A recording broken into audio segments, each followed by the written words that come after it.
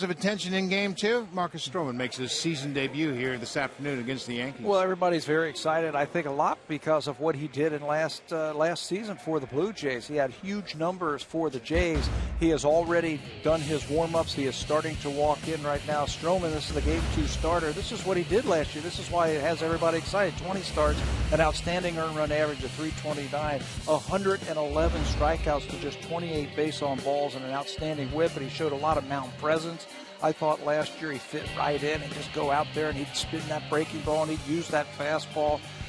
What we're going to be looking for today, I think, Buck, is how does he fare on the mound today? Is he going to be excited and the pitcher's going to be in the strike zone? You know he's going to be ready for this game, pitching in basically his hometown. But the Blue Jays are going to try and get that games behind, get it up, widen that margin against the Yankees after taking game number 1. Well, the biggest thing for Stroman is he was supposed to make this start against the Yankees on opening day. He was going to be the opening day starter. He has worked very hard for this opportunity to get back, and everybody's discounting what he can do. And we have to wait and see, obviously, but I'm not putting any stock into any of his rehab starts other than the fact he made the starts. He was healthy. He's 100% healthy.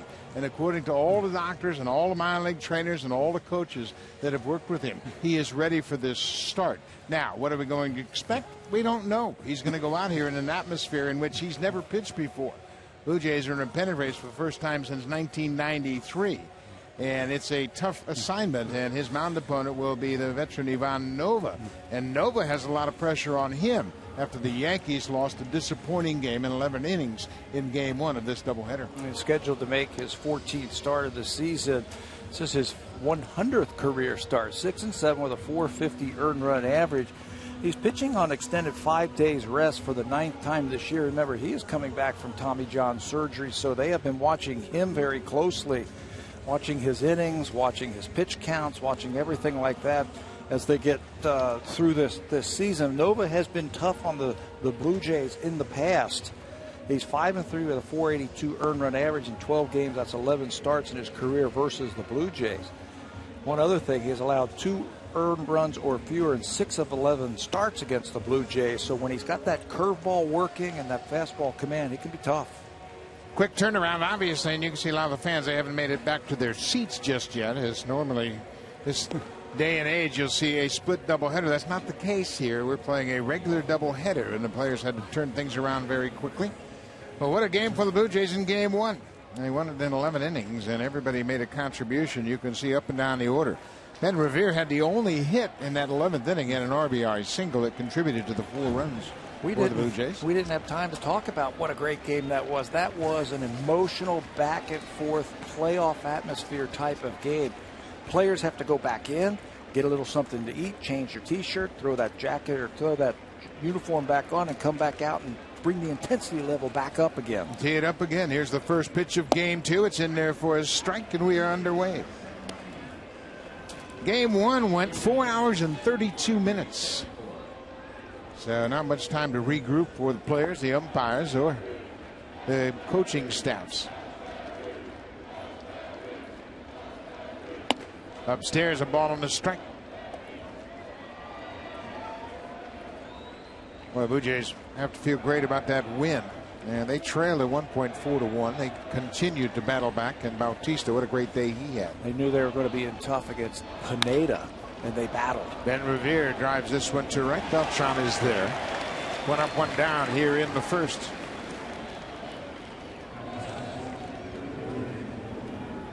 Ivan Nova has had troubles, obviously, coming back from Tommy John surgery. He is 6-7, as Pat mentioned, and this indeed is his 100th career start.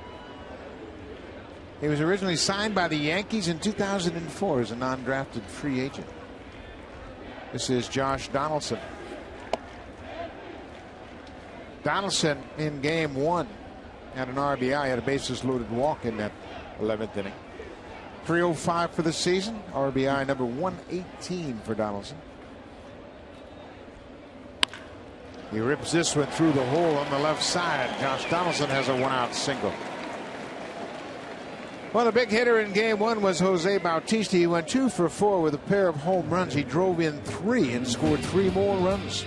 4th inning.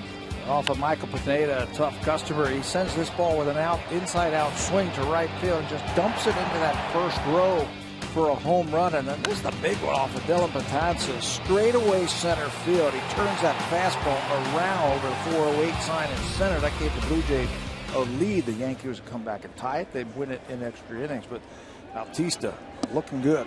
Donaldson got a running start. No chance whatsoever for John Ryan Murphy. So Donaldson picks up the stolen base. He's perfect 6 for 6 this season. Blue Jays will do their homework, and they will see that that is a long stride towards home plate. It takes a long time to get there. And Donaldson, they weren't even looking at it. Steals it easily. Grabs that bag with his left hand. He is in scoring position for Jose Bautista. Bautista with 99 RBIs.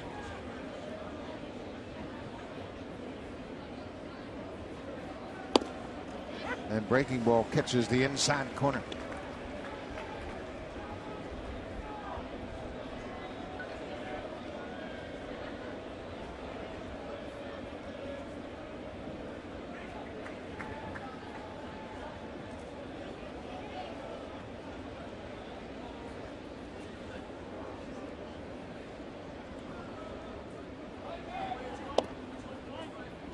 Inside. Bautista batting .252 for the season. Raised his average 3 points.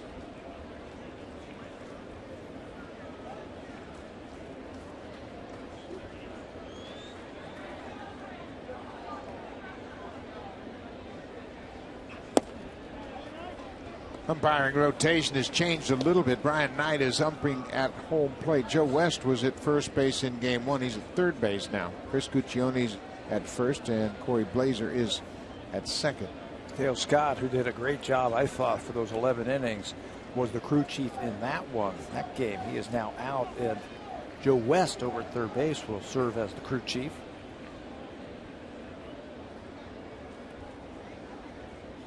Green 1 to Bautista. Encarnacion is on deck.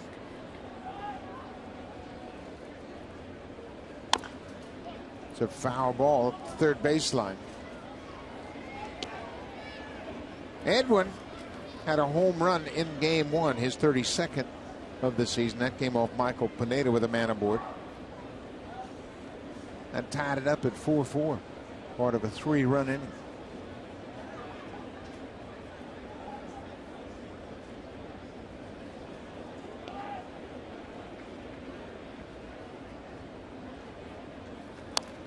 Oh, Bautista had a good rip. Working him down, everything is in the bottom half of the strike zone. Little sinker, a little good curveball. That time a fastball is right down the middle. Jose fouled it back.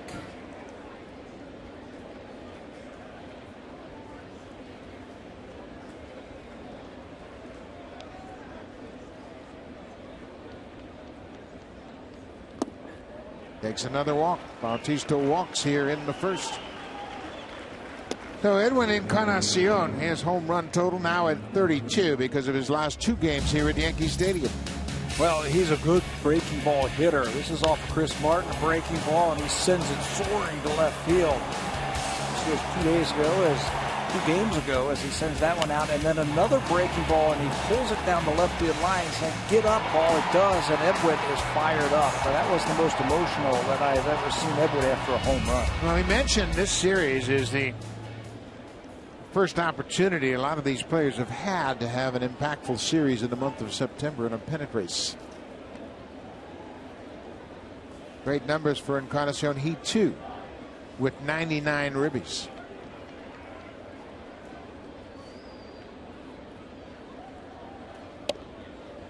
Inside. I tell you what, for a powerful slugging ball club, this team will work you over as a pitcher. You know, we saw that in the 11th inning in game number 1. Blue Jays got 1 hit in the inning. They also got hit once, but there were 4 walks. They were just not going to swing at those pitches off the plate. This has been a concern here in New York all afternoon, whether or not the rain would hold off, and it appears as though it has started to rain.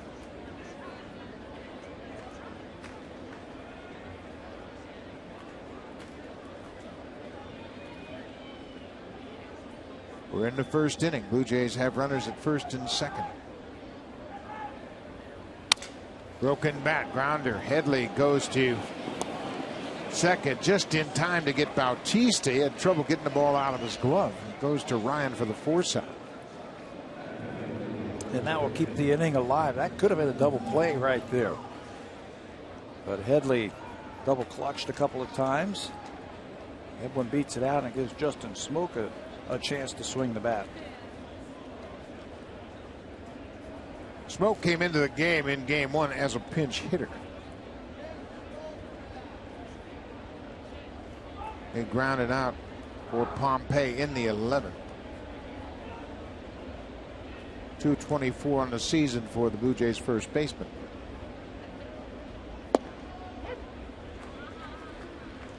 Yankees will give Smoke a steady diet of those off-speed pitches. We mentioned Smoke hit a grand slam. It was off Ivan Nova here at Yankee Stadium earlier this season.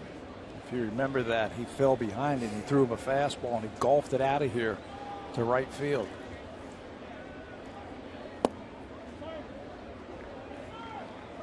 Pitch off the plate, ball on the strike. Smoke has had a very productive season. 15 homers, 48 RBIs. Blue Jays threatening to score in the first.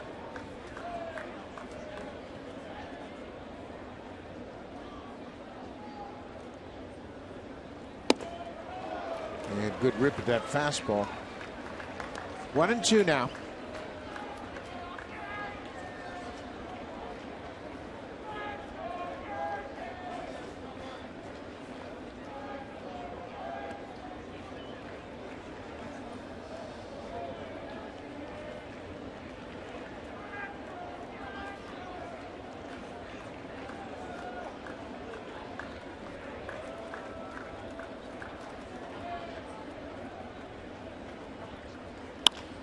Fly ball down the left field line. Gardner's got speed. He gets over and makes the catch. The Blue Jays will leave a pair in the first. Marcus Stroman will take the mound here at Yankee Stadium. His first appearance of the season against the Yankees.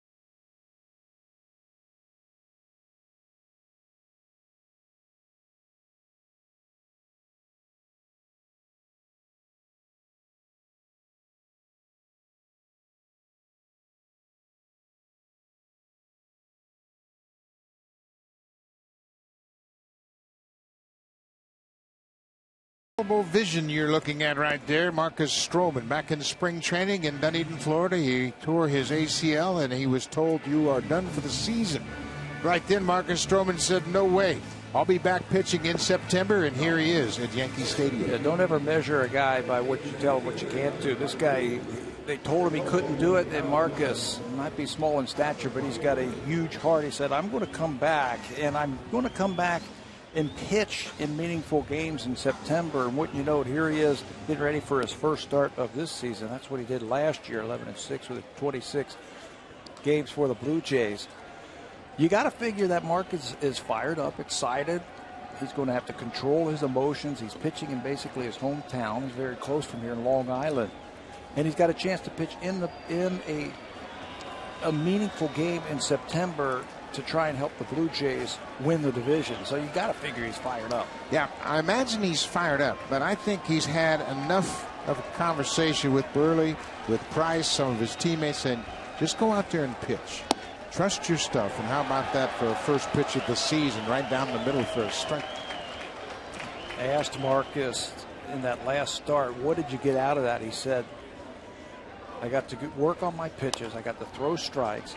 I even got to field a bunt and a swinging bunt, the play that really tore up my knee in spring training, and I didn't have to think about anything. I just went out there and business as usual, so that's a good sign for the Jays. Jacoby Ellsbury went 0 for 5 in game 1. He scored the tying run in the bottom of the 8th inning. Aaron Sanchez came back for his second inning of work and walked the first 2 batters in that bottom of the 8th. That allowed the Yankees to tie it up. Sent it into extra innings. The Blue Jays would win it in 11. Breaking ball down and in. 2-2 to Ellsbury.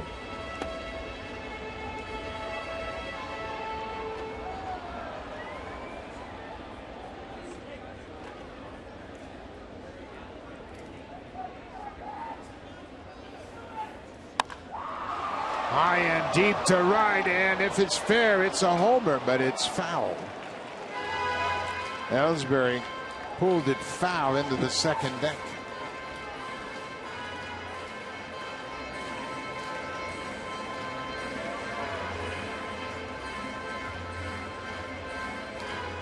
Looked like a fastball down and in, and Ellsbury, that's where his power stroke is, right there.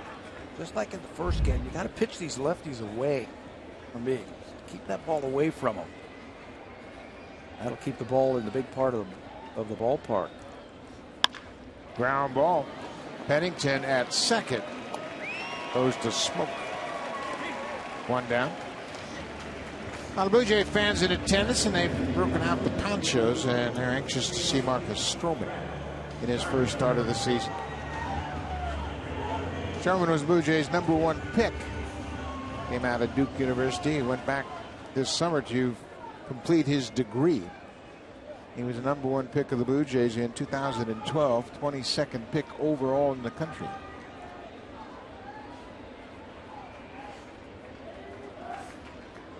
Marcus pitched in 26 games a year ago, 20 as a starter. Was a first pitch strike. Velocity at 94. Nothing wrong with that. Nothing wrong with that. He had a little bit of movement. He's always been able to spin the ball, and he throws strikes.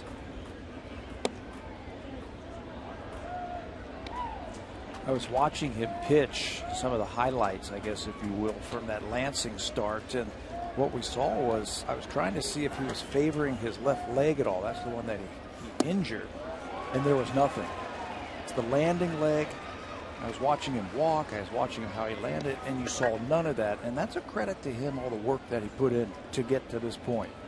He did his rehab at Duke University, and he really compliments the physical therapy staff there. Breaking ball lifted in the air to left.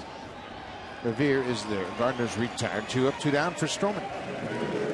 I was standing watching the drill in spring training. I was with Robbie Alomar and Pat Henke, who were watching the pitchers go through their drills when he injured himself.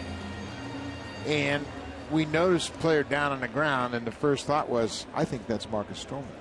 And everybody kind of had a lump in their throat.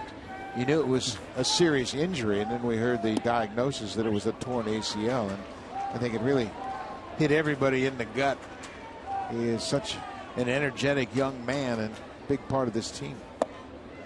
And it was a harmless little play, wasn't it? It didn't look very He damaging. and Donaldson were converging on a bunt that was rolled up the third base line. Donaldson kind of peeled out of the way, laid down on the ground, and Stroman jumped over the top of him. And Stroman then injured his knee. What a play by Smoke. Marcus Stroman has an inning under his belt in the big leagues. 3 up, 3 down here at Yankee Stadium to the delight of a lot of family and friends.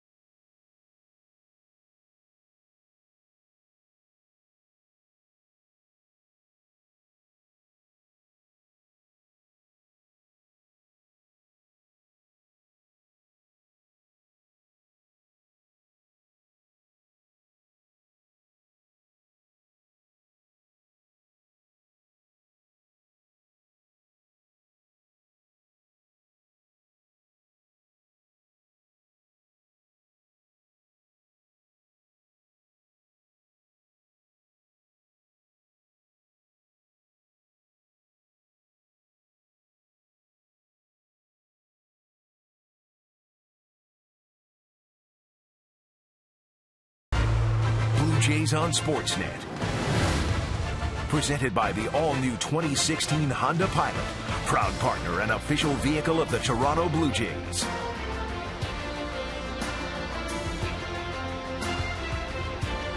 Marcus Stroman has a lot of family and friends in attendance. He grew up in Medford, Long Island, out on Long Island, and a lot of family have made their way here to watch his first start. And they weren't disappointed with the first inning. 3 up, 3 down for Stroman. He's got an inning under his belt. His father, Earl, is here.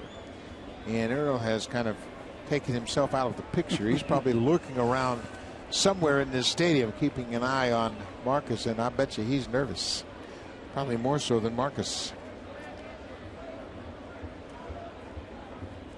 Russell Martin. Martin had an RBI with a bases loaded walk in the 11th. Martin for the season, terrific numbers, 19 home runs and 62 RBIs.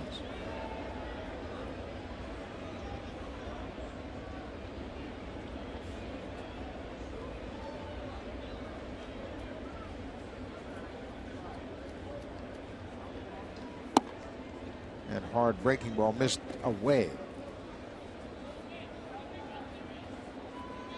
Ivan Nova's got to play the role of the stopper. Yankees have lost the first 2 games of this series. They have now lost 4 in a row. Blue Jays have extended their lead over New York to 3.5 games. Nova's been pitching okay. He snapped a 3-game losing streak his last time out. And he has pitched well against the Blue Jays.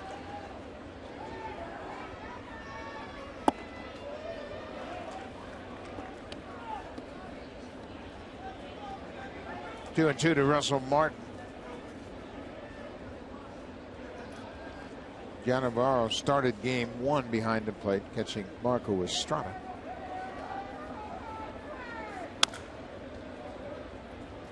Martin will not play tomorrow, as R.A. Dickey will go to the mound for the Blue Jays to wrap up this 4-game series. And then the Blue Jays have Monday off, so it'll be an extended opportunity for Russ to get a little extra rest.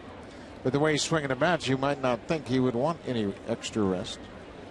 He had a 2-homer game last night, drove in 4. He was 3 for 5 on the night. There's the battery for tomorrow's game. Josh Tolle and R.A. Dickey.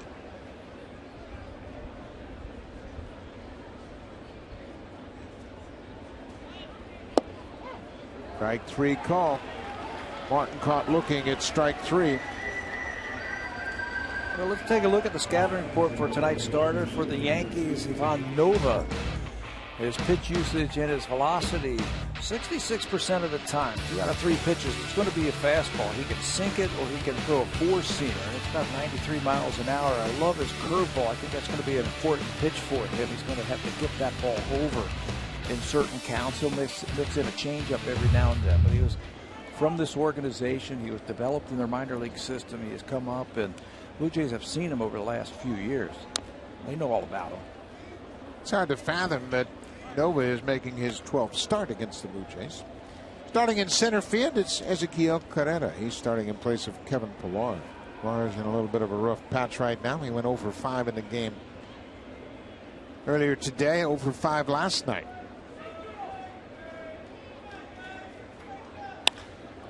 That's trouble down the left field line. That's a fair ball. It's going to go all the way into the corner. Carrera is headed for second. Gardner will play it off the wall. And Carrera has a 1-out double. For Carrera, that's his 6th double of the season. He goes with the pitch and slaps it down into the corner. You know, he has come back up here and he's starting to do things to help the ball club win. Pinch run, pinch hit, play some defense. He'll get the start here in game 2 against the right-hander, and he comes up with a double the other way.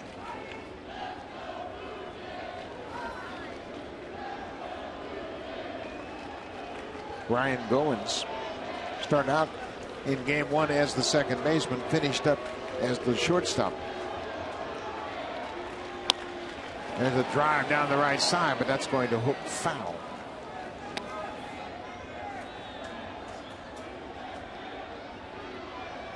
Goins finished up 1 for 4 in the game. He was pinch hit for in the 11th. Russell Martin hit for him with the bases loaded and drew that walk.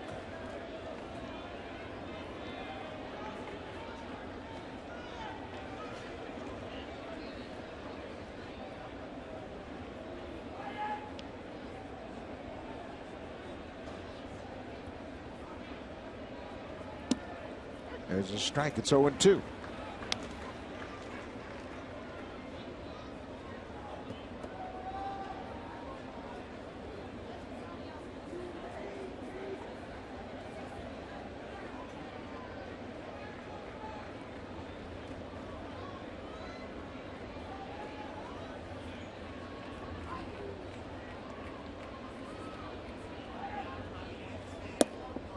Inside. Cliff Pennington is on deck. He's batting in the 9th spot. He had a nice game in game 1. Had a couple of terrific defensive plays. Saved 2 runs in the 8th for sure with 2 outs. Took a hit away from Greg Bird. Greg was going to be a 2-run single with 2 outs.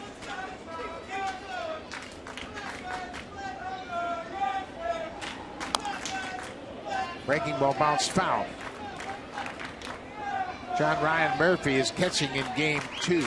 Actually, Brian McCann caught game 1. Murphy came into the game late as a defensive replacement.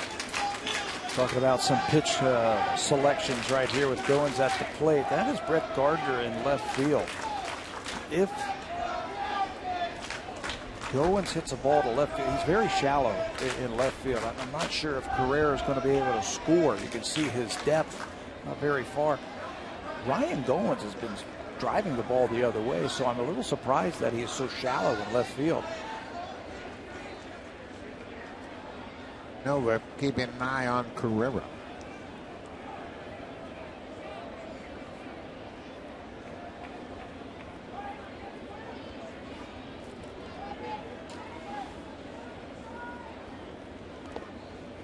Nice play by Murphy. That breaking ball in the dirt. He keeps Carrera from advancing to third.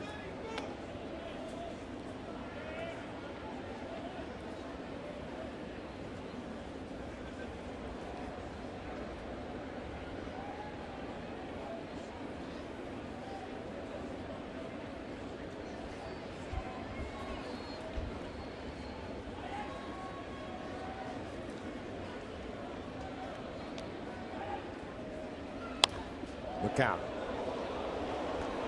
I tell you what, the balls are rifled into the seats, and then they start bouncing off empty seats and railings, and you just never know where it's going to come from.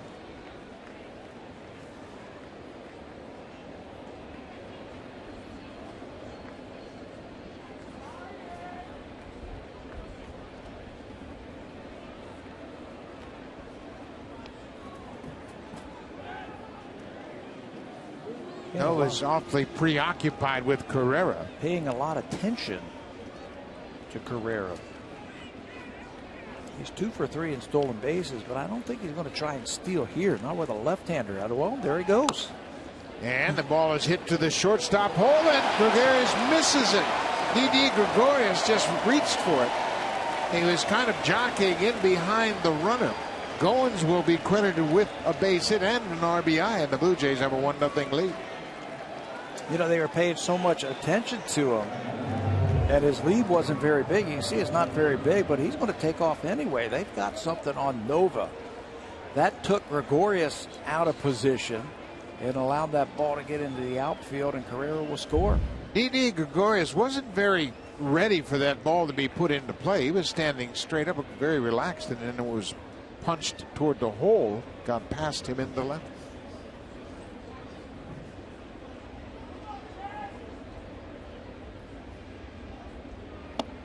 Cliff Pennington takes strike 1.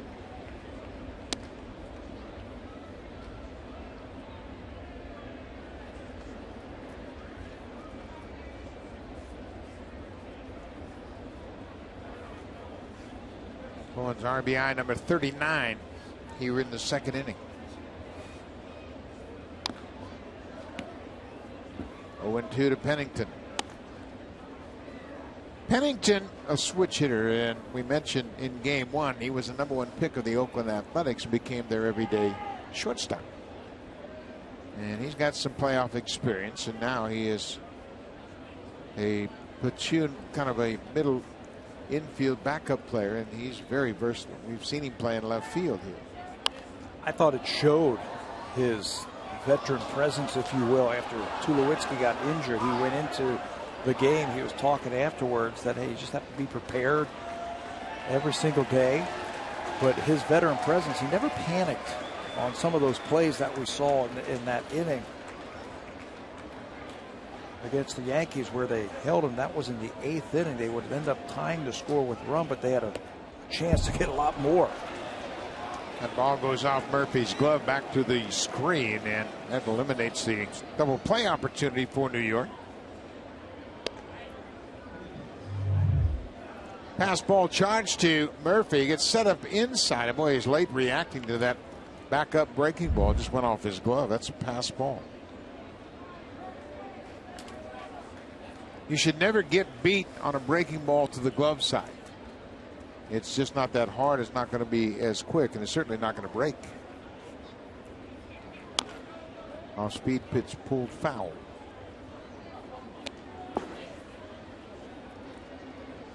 One 0 Blue Jays. They won the opener 9-5 in 11 innings. Liam Hendricks picked up the win. He's 5-0. Ryan Tepera picked up his first career save.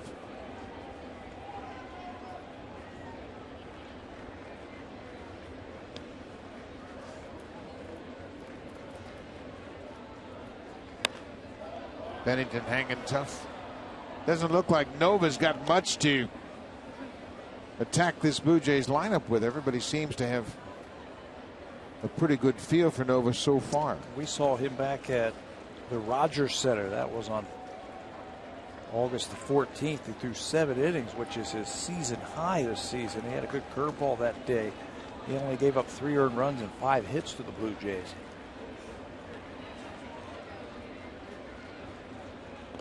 Ball in the dirt. Another ball gets away from Murphy. Blue Jays are getting some extra bases on the catcher here. That ball was a breaking ball in the dirt. Donaldson had a stolen base in the first. Goins moves to second on the pass ball. Now the wild pitch gets away from Murphy. Curveball in the dirt, and Murphy can't come up with it. I thought the Yankees gave the Blue Jays the opportunity to win Game 1 by hitting the batter and walking everybody. And Blue Jays end up scoring some four runs. Now they got another chance to string together some hits here as the infield is in. Infield's got to come in and try to save this run early. 2-2, deep drive to right. This ball is way back and gone.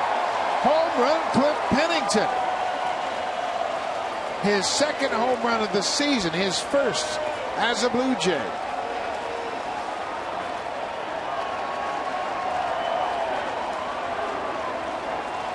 As a hitter, you just light up when you've got a runner at third base, less than 2 outs, and the infield comes in. All you're thinking about is making solid contact and getting the ball in the air, and that's exactly what Pennington does right there. He got a fastball right down the middle, and he crushed that one for a 2-run homer. Everybody up and down the order making contributions to this hot run. Cliff Pennington with a 2-run home run. It's a 3-run second inning. Back to the top of the order. How about this? They wanted to go inside. That thing was right down the middle. And Pennington went right into his home run trot as soon as he hit it. The Blue Jays have hit 10 home runs in this series so far. And we're just 2 innings into the 3rd game. 10 home runs. It's not always Donaldson and Bautista and Encarnacion, is it? Ben Revere gets a base hit. Revere lined out his first time. Now he lines into right. Blue Jays have jumped on Nova.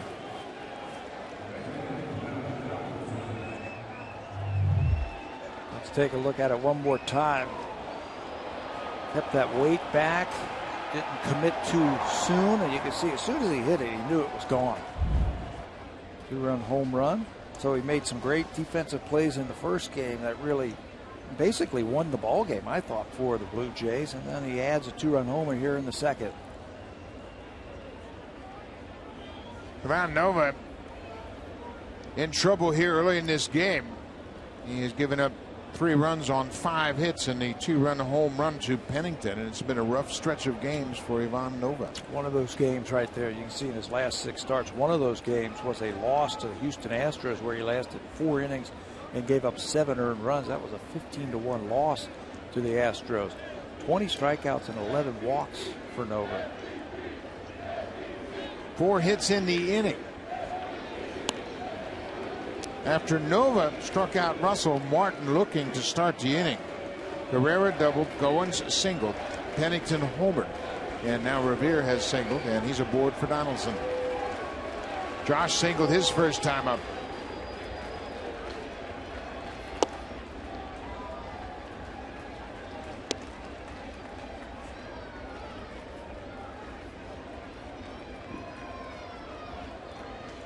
Donaldson and Edwin Encarnacion did something that only a pair of Yankees have done in the past. They had 10 or more home runs and 35 or more RBIs in the month of August. Gehrig and Ruth did it in back-to-back seasons in 1930 and 1931. And no, I didn't know how to pitch to Ruth or Gehrig. Yeah. Walk them. That's what I would have done. What a pair. And now you're starting to see Jose Bautista start to heat up. He had a big game 1 here today. 1-1 to Donaldson. Fly ball to left. Gardner is there. Makes the catch. Cliff Pennington came into game 1 as a defensive replacement in the 3rd. He made this great play on Stephen Drew in the 7th of game 1. And then maybe the game saver. This was the game saver right here, and in between hop, he snatches it, and you can see he's fired up. So is Osuna. That was the bases loaded, and they kept him off the board, and now he accentuates that with the 2-run homer here in the second inning of game number 2. Jose Bautista walked his first time up. You know, you pick up guys at the end, and you and I were talking to Alex Anthopoulos before that trade was made, and he said, you know, I'd like to get one more middle infielder, a veteran guy who's been through the wars before, who's not going to panic in these big situations. He might have found the right guy. He got the right guy indeed. There goes the runner. Revere had a good jump. The throw is short of second, and Brendan Bond comes in front of the bag to make the play. For Revere, that's his 5th stolen base since coming to the Blue Jays. 29th on the season, and they have something on Nova. You can see Nova is now trying to slide step. He had a little bit higher leg kick in the first inning when they had a stolen base, and now he tried to slide step, and that didn't work as Revere picks up the stolen base. That's the second stolen base tonight. Donaldson stole 2nd in the first inning. Another ball gets away from Murphy. He's not had much of a good start to this game. Ball bounced right past him. Another blockable ball in the dirt. So wild pitch charged to Nova. His second wild pitch. Murphy's been charged with a pass ball and has allowed 2 stolen bases already. But in between this one, he wasn't real sure if he was going to slide over and block it with his body. Just threw his glove down there and bounces off of that for another wild pitch.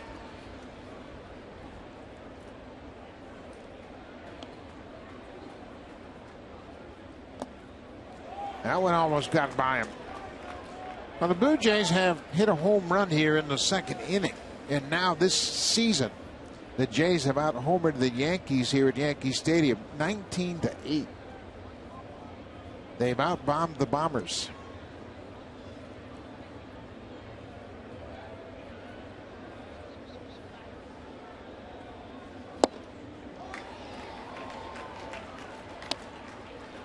They have hit 10 home runs in this series.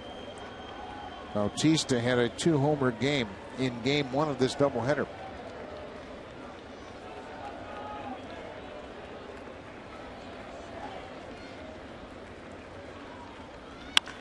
There's a drive to the alley in left center, and that's going to get down off the wall. Revere's in to score. Bautista's headed for second, and that will give him 100 RBIs for the season. Congratulations, Jose. Another 100 RBI season. Second Blue Jay to reach 100 RBIs with that ringing double. Nova had everything down, and the second he elevates a pitch, Jose, who's been swinging a hot bat, climbs all over. Watch where this one is. Sinker that's up. Jose thought he might have got enough of it for a home run, but then realized it's 399 to the power alleys in left field, so he hustles it in for a double. There's Ben Revere scoring the fourth run of the inning. Edwin's sitting on 9-9.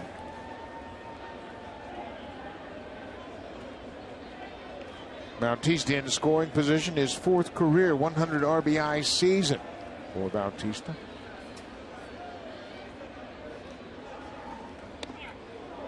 And that hit him. Looked like a breaking ball. It hit Encarnacion.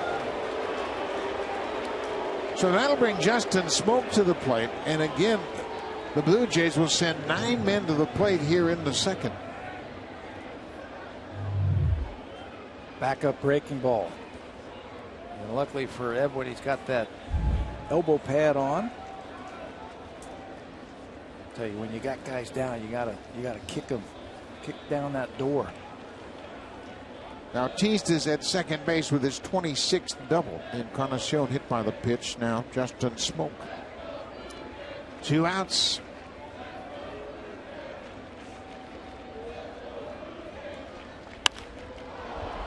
Shoots that ball down the left side.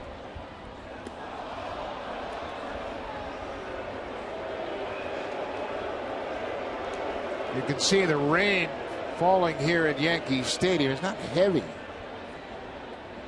at the moment, and there are some dark clouds in the area.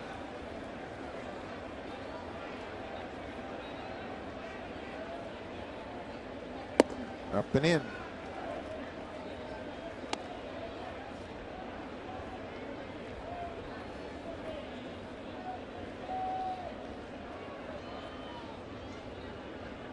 Blue Jays have a 10-4 record against the Yankees this season. And the Yankees bullpen, they're going to start to pull the tarps off their mounds and get somebody throwing. Smoak pulls it foul. It's 1-2.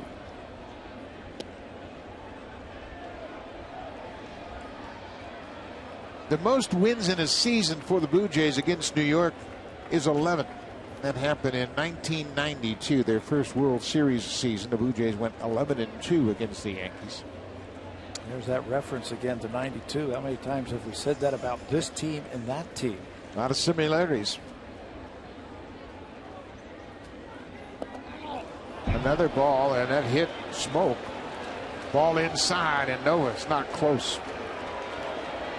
The wheels have fallen off for the big right-hander here in the second.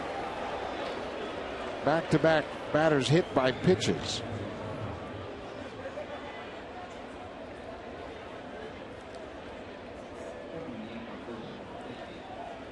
The Yankees used 6 pitchers in game 1 out of their bullpen, and Joe Girardi puzzled by the developments early.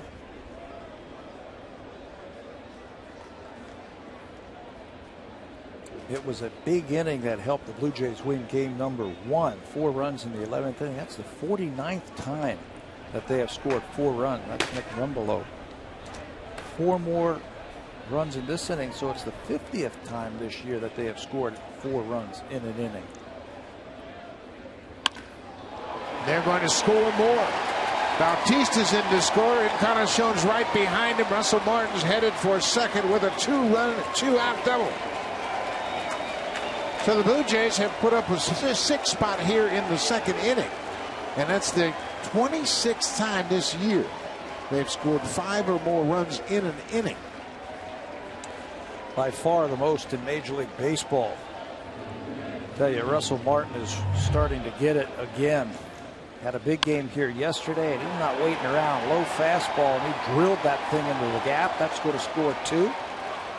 Second and third, 2 outs, and that's going to bring Joe Girardi out to the mound.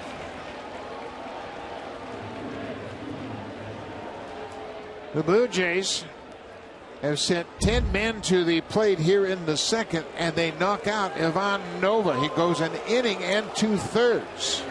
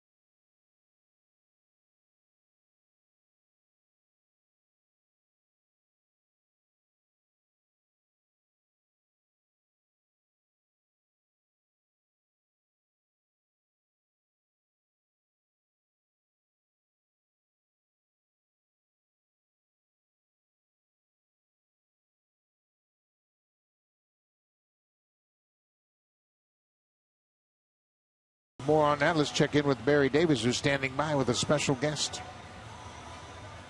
Buck, I am with the most nervous mother I've ever been with, Adeline Alfon.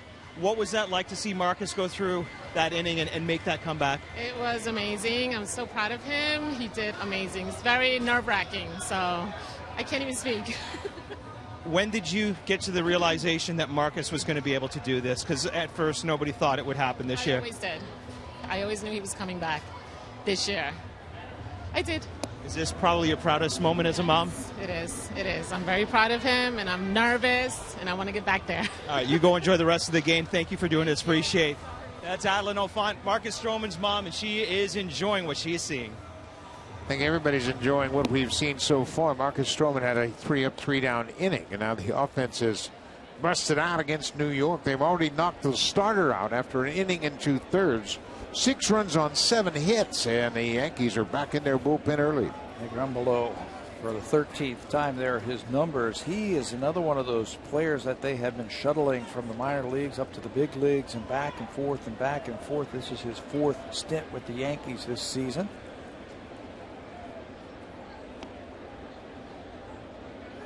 As Kiel Carrera had a double with 1 out, came in to score the first run of this inning. Carrera starting in center field in place of Kevin Pillar.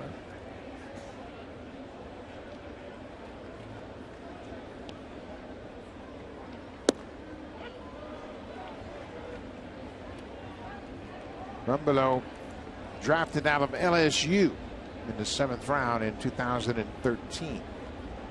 This is his 13th game of the season here in the big leagues.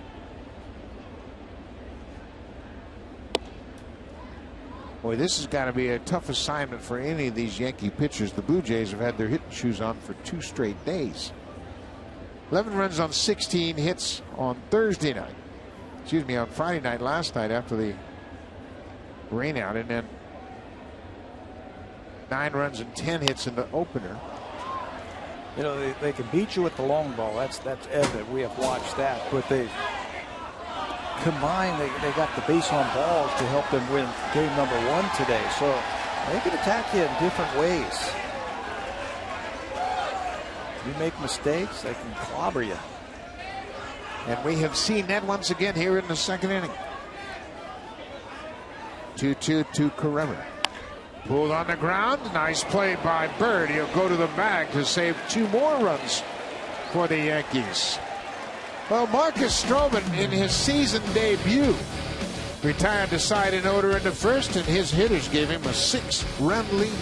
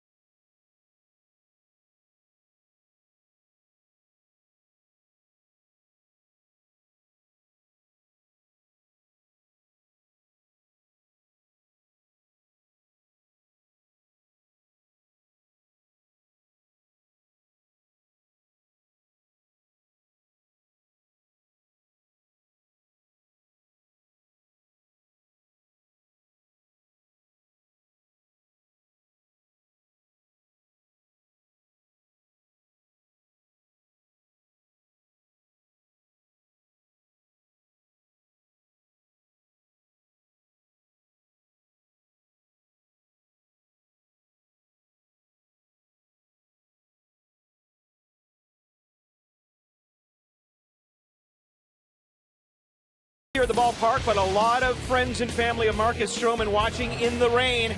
And speaking of Stroman, you can read all about him on sportsnet.ca. You can get scores, stats, analysis, and the stories that matter. It is your home for everything Blue Jays, and a fantastic read from Arden Zwelling all about Marcus Stroman's fantastic comeback from the beginning right till today when he's taking the mound. It is a great read, Buck, for anyone who's a fan of baseball or Marcus. Marcus Stroman has a lot of fans, and he's a great athlete. And now the rain has intensified here in New York. Some of the fans are heading for cover. Stroman misses with the first pitch. Brian McCann is the DH here in Game 2 of this doubleheader, and you can see the rain picking up a bit.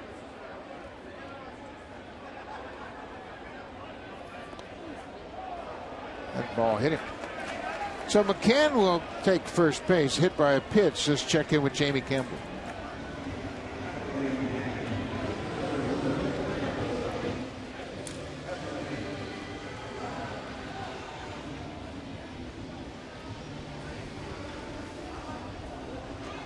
And again, Chris Tillman, the starter for the Orioles, didn't fare well. He gives up 4 runs on 4 hits. He's out of the game. Brian Mattis gave up another hit with a couple of men on. Back and forth. Giordano Ventura started that ball game. He has since been taken out of the game as Kansas City has an 11-4 lead. A couple of 5-run innings for the Royals. Didn't they have a couple of grand slams in yesterday's ball game? Yeah. Baltimore in 1 inning, right? Yeah, I believe so. Late in the ball game. That led to the nonsense from Kansas City as they hit Chris Davis.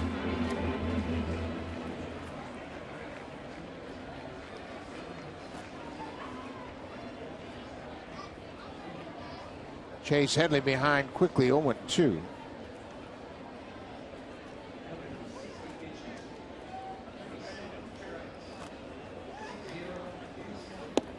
There's strike 3.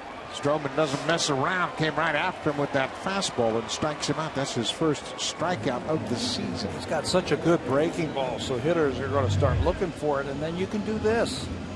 Cross him up, you throw a fastball that splits home plate. And you walk back to the dugout.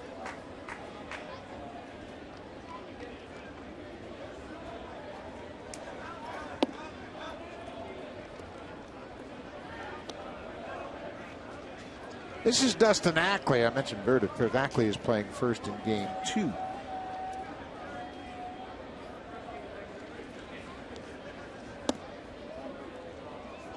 Stroman developed that 2-seam fastball mid-season last year, and it proved to be a very effective pitch for him. Little sinker. He'll get his share of ground balls off of that. Yeah, he's a student of the game, isn't he? Picks things up very quickly. Well, he is what you want from all rookies. He's a listener. Somebody will say something to him, give him some advice, and then he'll put it into play. And he walks Ackley on 4 pitches after striking out Headley on 3. So hit batter, and now a walk, 2 aboard. I think Russell Martin sensed something you were thinking about, is that Stroman is rushing a bit right now. He's excited about this start, obviously. Now he's got a 6-run lead. He's like, okay, let's get this over. Let's get this over. And Russ is going out there and saying, let's just slow down a bit. Got a lot of time. Don't try to make 2 pitches before you make the first one. Here's another thing. You got the rain. And a young player a lot of times will say, oh, hey, you know, I got a big lead. I got to get 5 innings in before the rain comes. That's when you just got to slow things down and just say, okay, we're going to go. If it rains, it rains. If it doesn't, we're going to be fine, too. Boy, isn't that the truth? How many times have you seen teams do that? Get in the middle of the 4th inning and try to complete an inning and rush, and end up losing. Yeah. Giving up the lead, it rains, and then you have to come back, and yeah, you just got to play the game. Just play the game. If it rains, that's okay. You know, you'll get it. You'll be fine.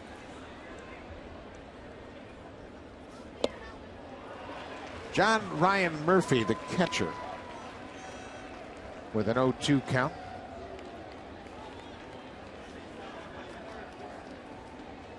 Marcus Stroman hit Brian McCann with a breaking pitch to start the inning, then struck out Headley. Then he walked Ackley. John Ryan Murphy with a 4-game hit streak. He's the backup catcher to Brian McCann. Breaking ball catches the inside corner.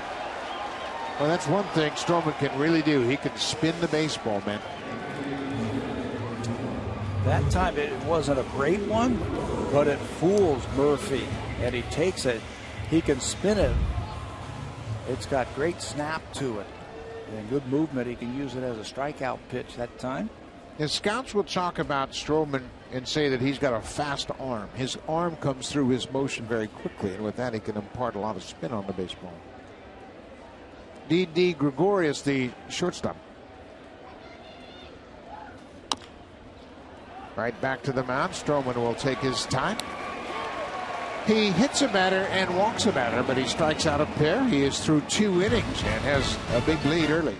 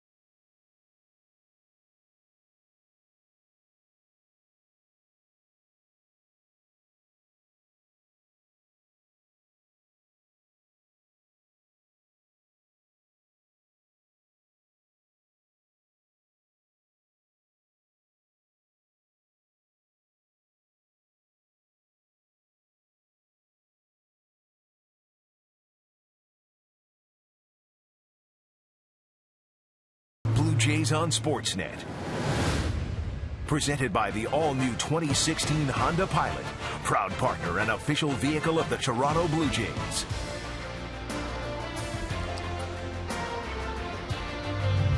Marcus Stroman, 2 innings, and Russell Martin was there to greet him at the top step of the dugout. And remember, Martin's catching him for the first time. So he is seeing Marcus Stroman stuff for the first time. And it's impressive. Good start for Marcus. Went out there. Looks like business as usual. Yeah, went out there and he talked to Marcus and he ended up striking out in a little comebacker. There's something about that pitcher-catcher relationship, isn't it? It's trust. You have to be able to trust that catcher, that he has an understanding of what you do well. Goins hits it hard. A couple of hops to Gregorius. 1 down in the 3rd.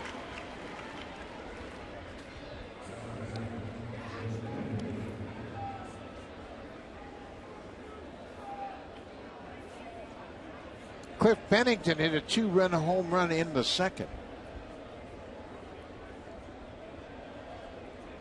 Pennington's first home run as a Blue Jay. His 2nd home run of the season.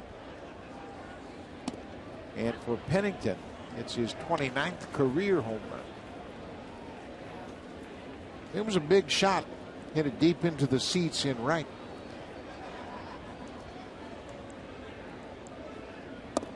And you know what, Pat? It was a product of the great routine the Blue Jays have implemented, and it goes all the way back to spring training. Runner at 3rd, less than 2 outs, get a ball up that you can drive. Mm-hmm. And they brought the infield in, and hitters, their eyes just get wide when they see that.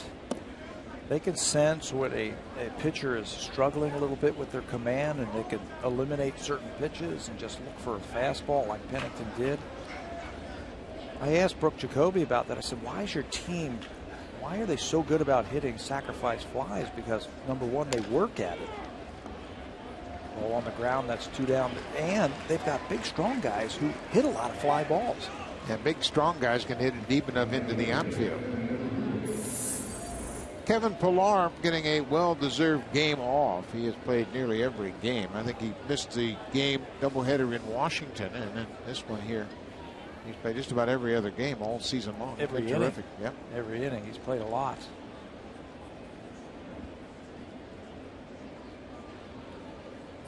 Ben Revere is 1 for 2 so far.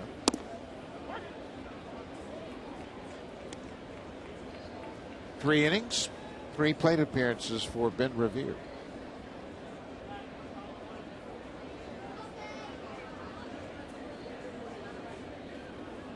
Revere and Pennington didn't get the notice as much as Tulowitzki and Price and Hawkins and Lowe, but boy, have they fit in nicely.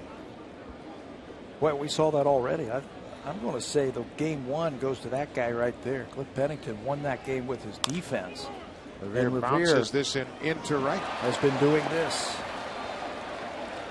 He's got a feel for putting the bat on the baseball. He's already collected 2 hits in the second game. He hit his first home run for the Blue Jays in game 1. Had a 2-hit game in the opener. Ball wasn't hit very hard, but it had eyes. Out of the reach of Ackley, out of the reach of Ryan. He's got a multi-hit game now.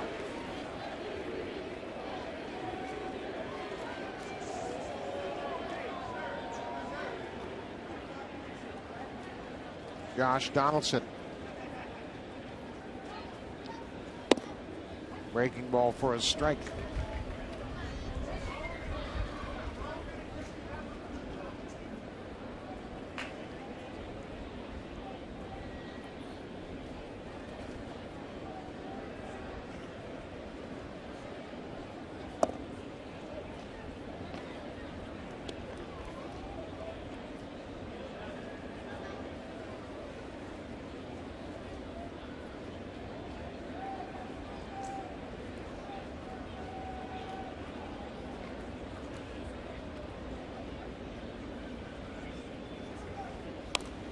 Pop straight back over the screen and out of play.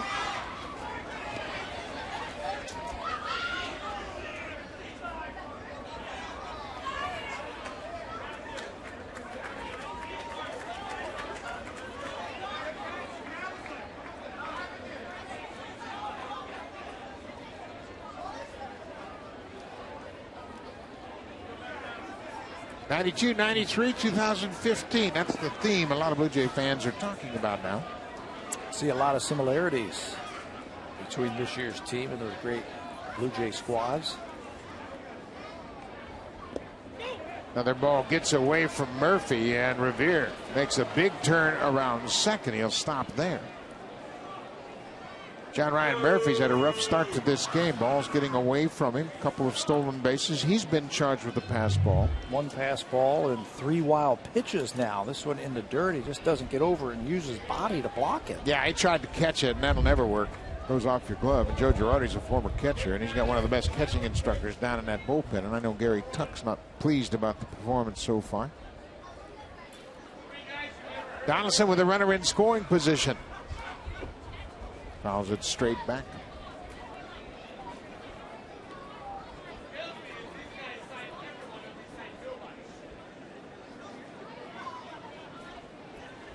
Blue Jays are 81-60. They have a 3.5 game lead over the New York Yankees. 81 wins puts them within striking distance of the Kansas City Royals for the best record in the American League. St. Louis Cardinals have the best record in baseball with 88 wins. Marcus Stroman's got a little extra energy. Usually they're on the bench. They got the coat on and just kind of just chilling out on the bench. He's hanging around the bat rack. He's been in timeout for 5 months. He wants to play. Donaldson takes it up and in, ball 4. That'll put 2 aboard for Jose Bautista. Bautista drove in his 100th run of the season in the second.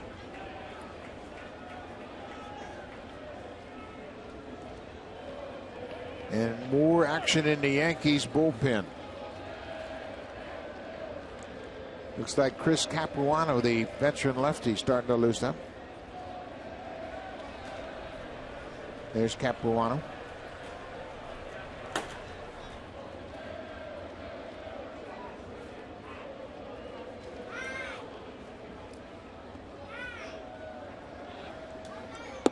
The one thing we have seen from pitchers working to the Blue Jays, when you're tentative and you nibble, you're going to run into trouble. Yes.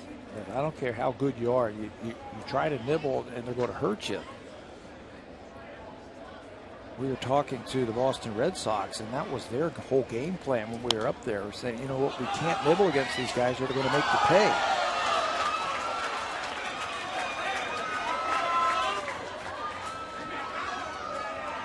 There's too many good hitters, too many experienced hitters, and too many patient hitters in this Blue Jays lineup. You're better off to pitch ahead.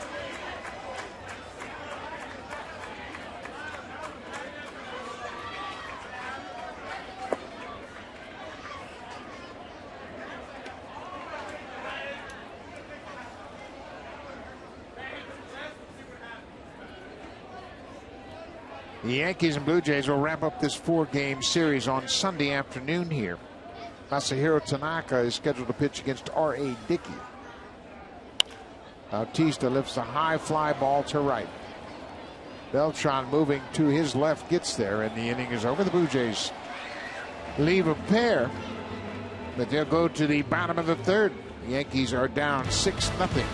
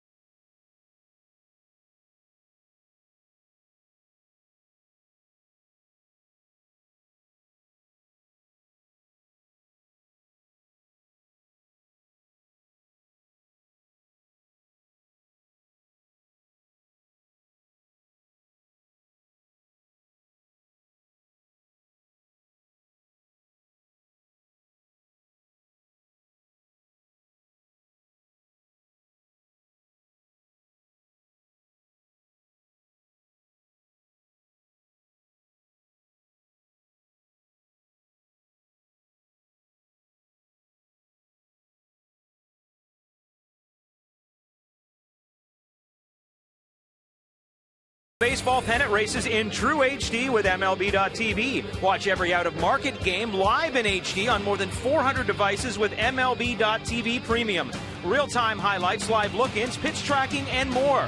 Every night on every device. Visit BlueJays.com for more details. And that is a very happy section, Buck, in the stands. The Stroman family, including his mom and his sister, lots of friends and family. They are very nervous, but they are very proud. They are very proud, and they should be, for the effort that Marcus Stroman has put together to get back here. But you know, Pat, athletes are unique. They like challenges, and they like to overcome odds. And, of course, Marcus Stroman has done that his whole life. And you can talk about the rehab, and it's just what athletes do. And they get told that, you know, they're going to have to rehab and get back. Well, that's just another challenge they're anxious to meet. Yeah, and the good ones, they take it as a challenge, and they say, I'll show you. I'm sure Marcus has been told he can't do a lot of things in his life, and you know, he has gone out there and he has proven that he can do it. And if you doubted him, then I don't think you know Marcus Stroman. Right. When you heard him talking this summer. Stroman was devastated immediately after the injury, but once he got over the disappointment and reality that it wasn't career threatening and it was just going to take some hard work and some time, he got into it and really jumped into it wholeheartedly. You know what he did? He put a game plan together, and that's what athletes do. They say, okay, here's what I have, here's what I need to do. I need to do this, this, and this, and if that happens, I can see the light at the end of the tunnel, and I'm going to work to get it. Breaking ball missed to Brendan Ryan. It's a full count. And let's be honest. I don't think there's anybody here who really knows exactly what's going to happen. But I wouldn't bet against this guy, right? You and me both. And you know what? There's been so much speculation about where he should pitch. Should he be a reliever? Should he be a starter? I think you and I have seen him time and time again make adjustments in the course of a game. And it screams at you, I'm a starter. I don't care about his stature. I don't care about his stamina. He's a great athlete. And he's got all the weapons to start. He loses Brendan Ryan, a leadoff walk here in the third. Well, let's take a little closer look at Marcus Stroman. This is his numbers as a starter last season. Fastball, low 90s fastball, thrown about half the time. Curveball, he'll cut the ball, change up the slider. You mentioned it last inning that he started two-seaming the ball, sinking the ball just a little bit more. He's got that unique ability that he can spin a baseball and he can make it do things while he's on the mound.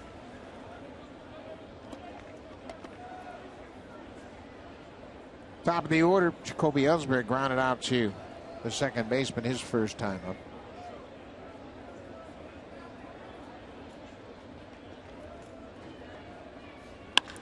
There's a drive deep to center field. Carrera is there. He'll make the catch, and Ryan has to hustle back to first. Lots of room here in center field, and that's what is so impressive about the Bautista home run. It went straight away center in the 8th inning to give the Blue Jays a short-lived 5-4 lead. I mean, it was dead center on the line. That's number one. Number two, who he hit it off of. Guy is about 6'8", throws about 100. He turned it around. Dylan Betances gave up the home run to Bautista and gave the Blue Jays that lead.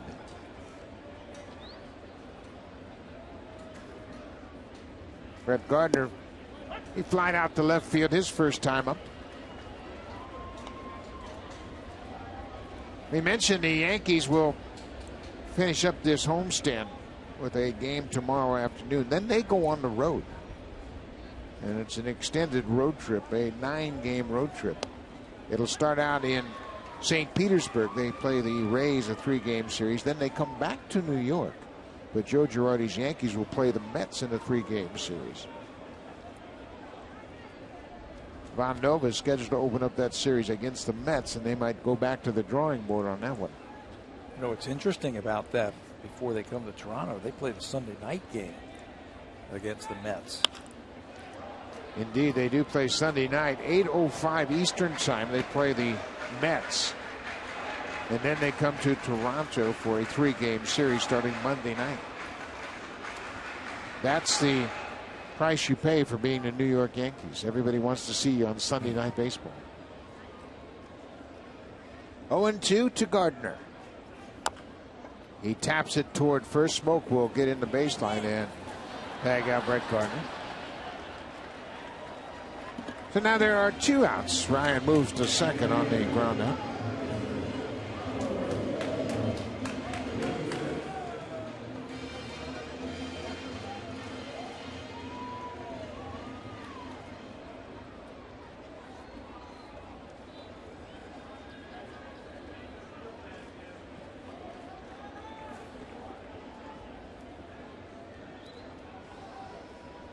Carlos Beltran grounded out to the first baseman. He grounded out 3-1 to end the first inning. Marcus Stroman retired to side quickly.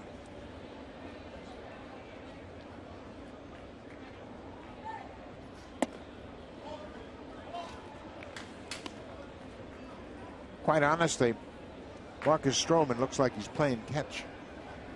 Very comfortable, not trying to muscle the baseball. Russell Martin had a visit with him after the second inning.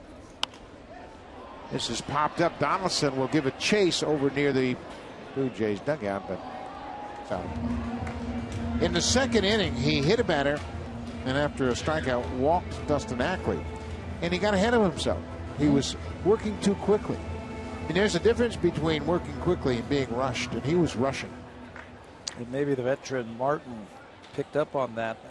We won't know. We're just speculating, but as soon as the inning was over last inning, Stroman and Martin went back and they shook hands and slapped 5, and it was like, that's how you do it right there. just looked like he was getting ahead of himself, trying to finish off that inning too quickly. You can imagine all of the anxiety, the anticipation that has built up in Stroman looking forward to this opportunity. Now they call Stroman for a balk. Joe West at third said Stroman began to go into his set position and then stopped. And now Ryan is at third base on the balk.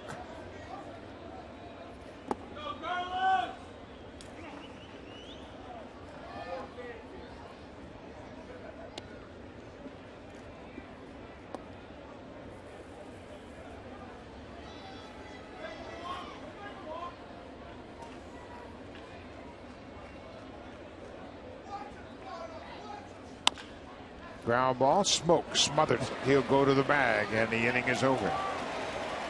Marcus Stroman's family elated to see Marcus back on the hill. 3 shutout innings for Marcus.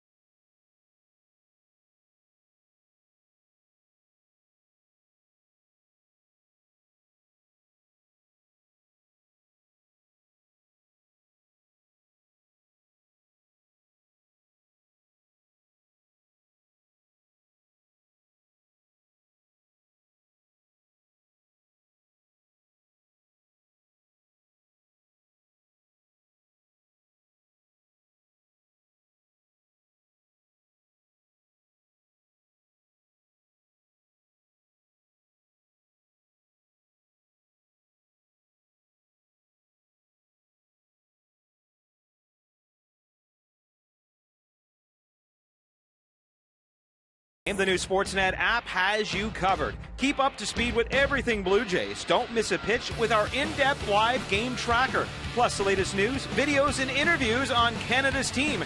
Download the new Sportsnet app today. Buck, it is very difficult to keep up with all these runs, but that Sportsnet app definitely helps, doesn't it?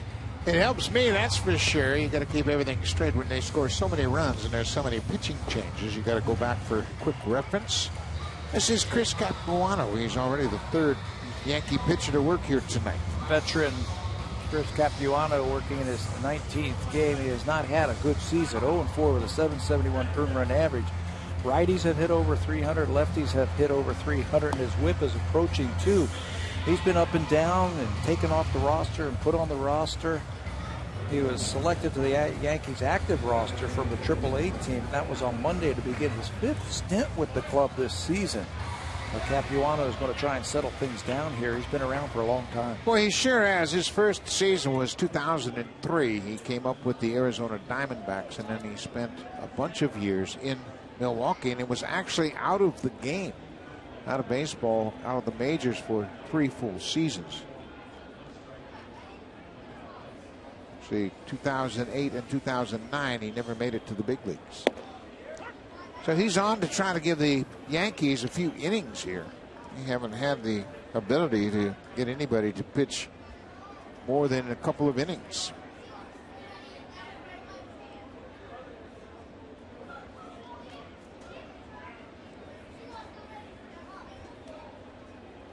Edwin Encarnacion has reached on a fielder's choice, and he was hit by a pitch.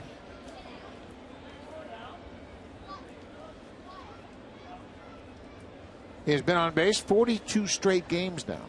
That's quite a stretch of games. It goes back to July 21st. Imagine that, getting on base for 42 straight games. Was it the last time, September, or in Seattle, when he hasn't been on base? I mean, it's incredible. It took a little pain last time to get on base. He was hit by a pitch. I don't think anybody is recognizing that he's been getting on base. I think what they're recognizing is the power and the production that they have seen from Edwin over the last month or so. And you know what? That hit streak he had, the 26-gamer, came when he had those bad fingers.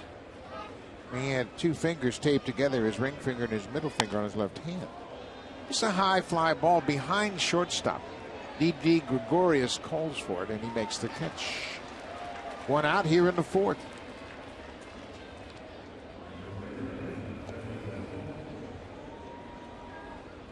Capuano has something in common with Marcus Stroman. They both went to Duke. Not very often you have 2 Duke Blue Devils in a Major League Baseball game. Now, in the NBA, it might be a different story. Yeah, there might be a few of those guys from Coach K's squads. Justin Smoke, batting right-handed, takes that slow curveball from Capuano.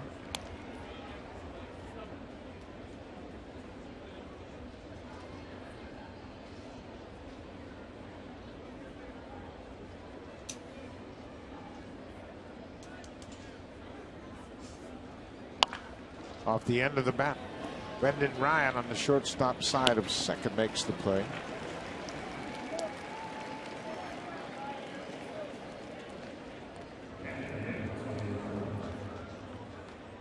Two down now.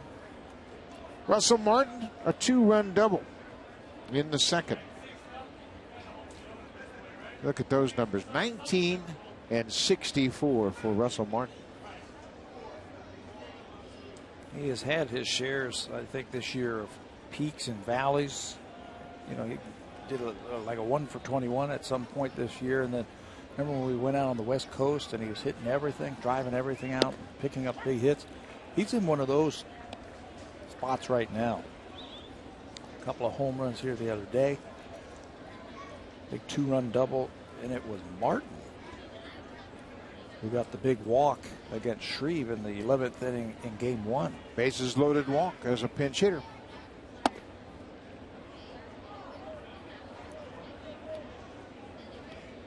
Russell with 19 home runs. That's the second highest home run total he's had in his career. He also had 19 home runs in 2007 when he had that great season with the Dodgers. This is chopped back to the mound. Capuano will run it halfway to first, and he has a good inning. 3 up, 3 down. The Blue Jays go quietly in their half of the 4th. They have a 6-0 lead with Marcus Stroman on the mound.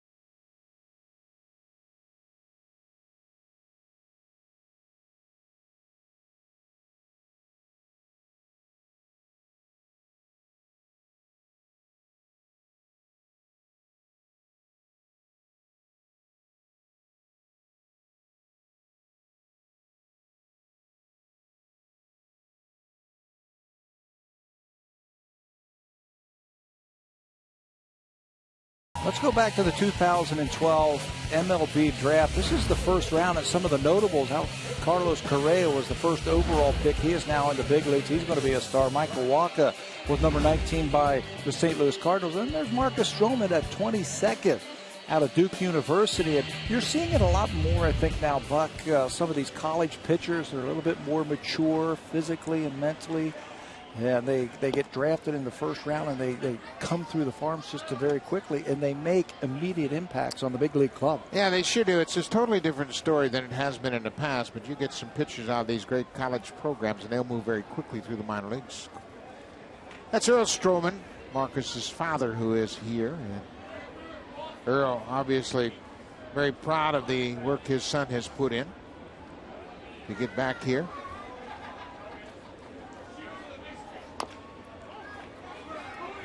But I don't know how you reacted, but when I saw Marcus Stroman was picked number 1 by the Blue Jays, and I went, he's 5'8"? That's the best they could do. Yeah.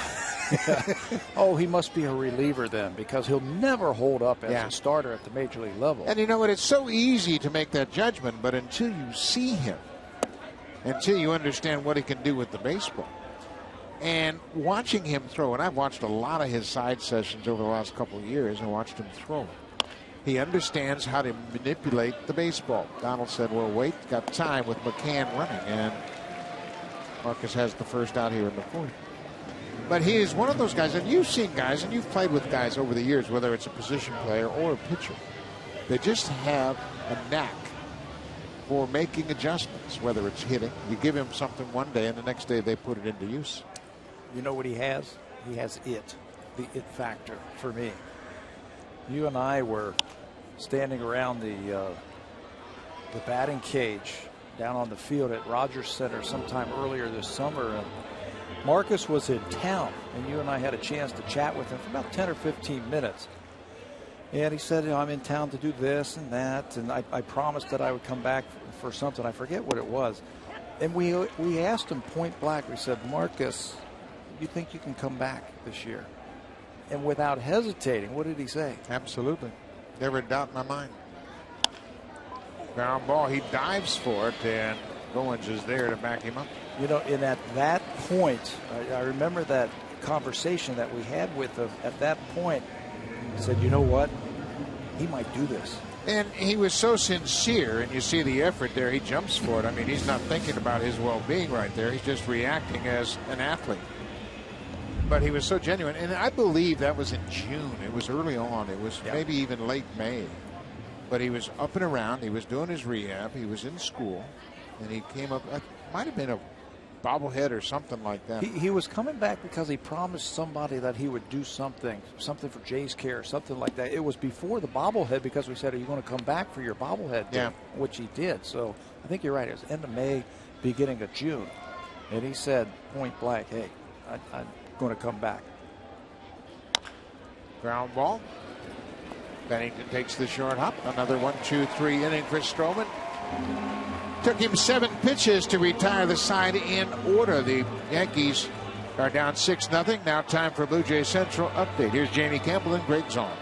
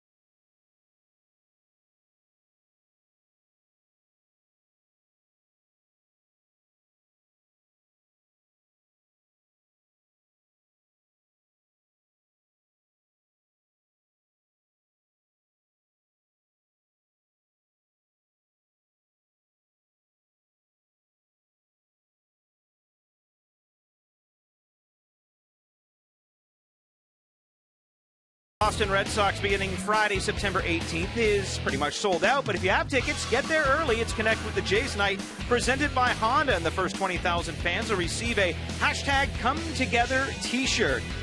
Go to BlueJays.com for more information. Buck? Thank you very much, Barry. That'll be the first game of the final homestand of the 2015 regular season. Boston, New York, Tampa Bay, a 9-game series, and that'll be it. That'll wrap up the regular season.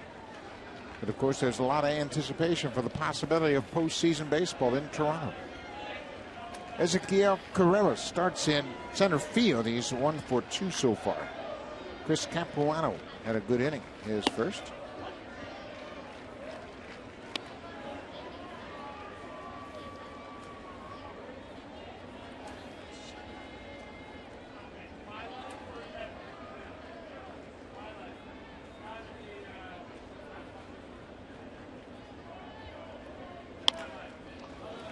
Carrera reaches for it, hits it to the shortstop. 1 out. Let's check in with Jamie Campbell.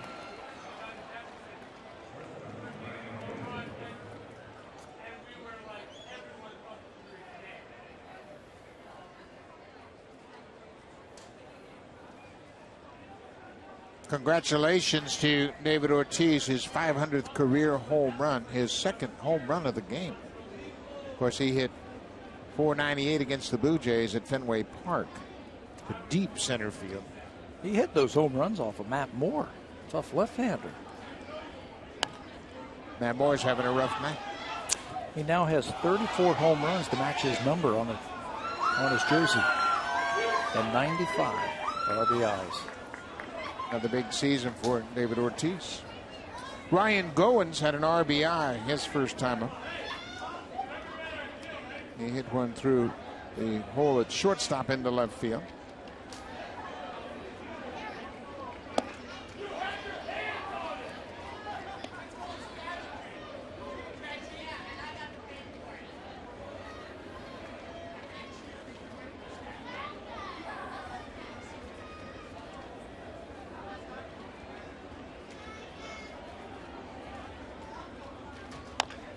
Bouncing ball.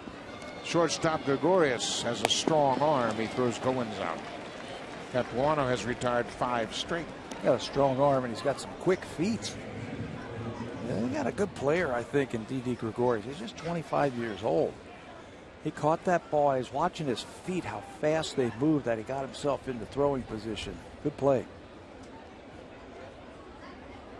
There's a host of good players from Curacao and Aruba, from the Dutch Antilles. Cliff Pennington is a switch hitter. He homered as a left-handed batter in the second inning. Turns around to bat right-handed against Chris Capuano.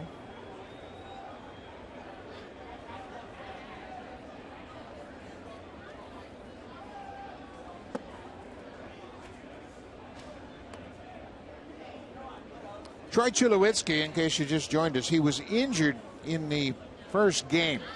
He and Kevin Pillar collided on a pop-up in center field in the second inning. He left the game. X-rays were taken. They were negative. And he was to be given an MRI some point today, and the results will be known tomorrow. And this is the injury. It's listed as day-to-day. You can see he's reaching up, so he exposes that backside, and Pillar aggressively runs into him. You can see it bends him backwards. A little whiplash on the neck also. He was able to walk off the field under his own power, but you could tell he was really hurting.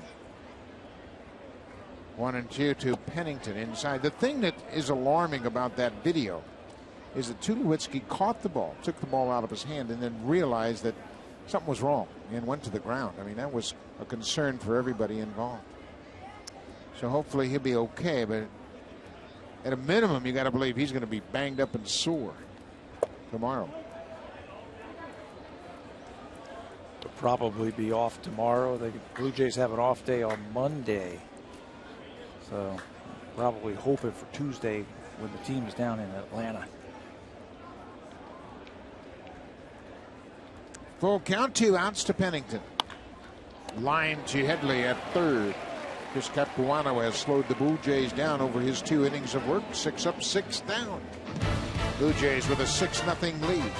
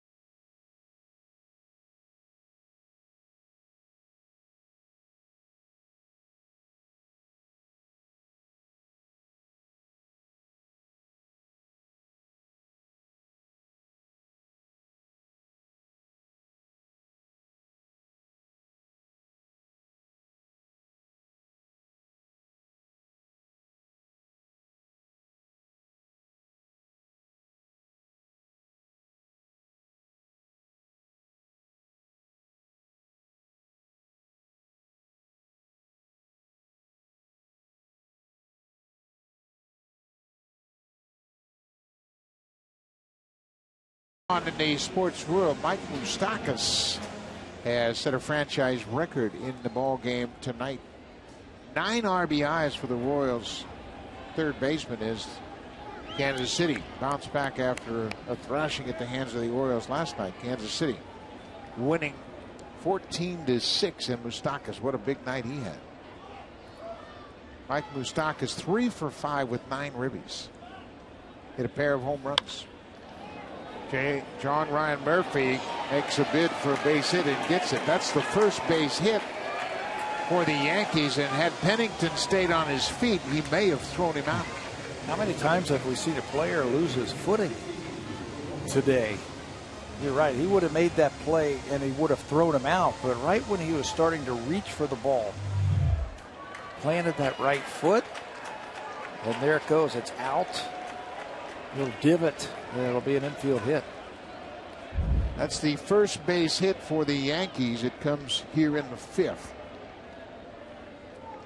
They've had 3 base runners prior to that base hit.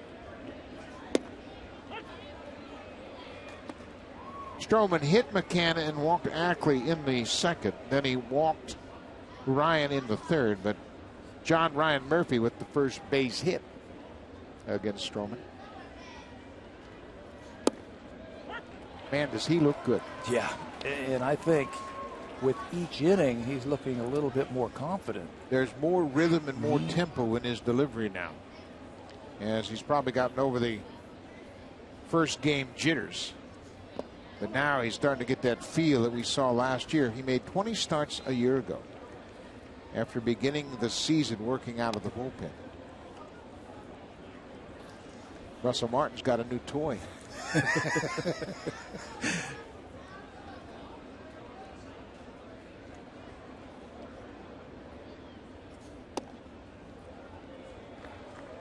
And Stroman misses with that breaking ball away. It's a ball and 2. Now it's 2-2 to D.D. Gregorius, the shortstop.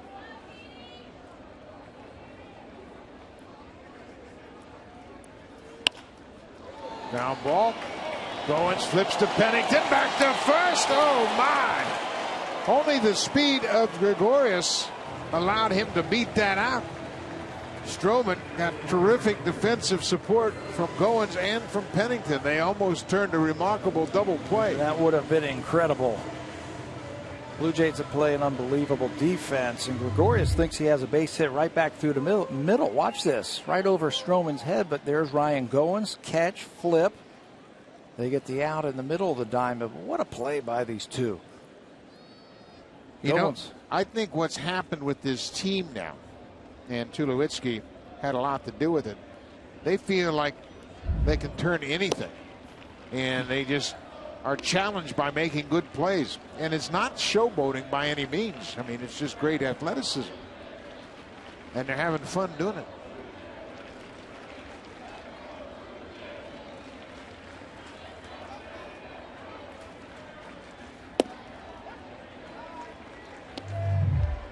Well, the Stroman family really appreciates the defensive effort by Goins and Pennington. They almost turned that double play.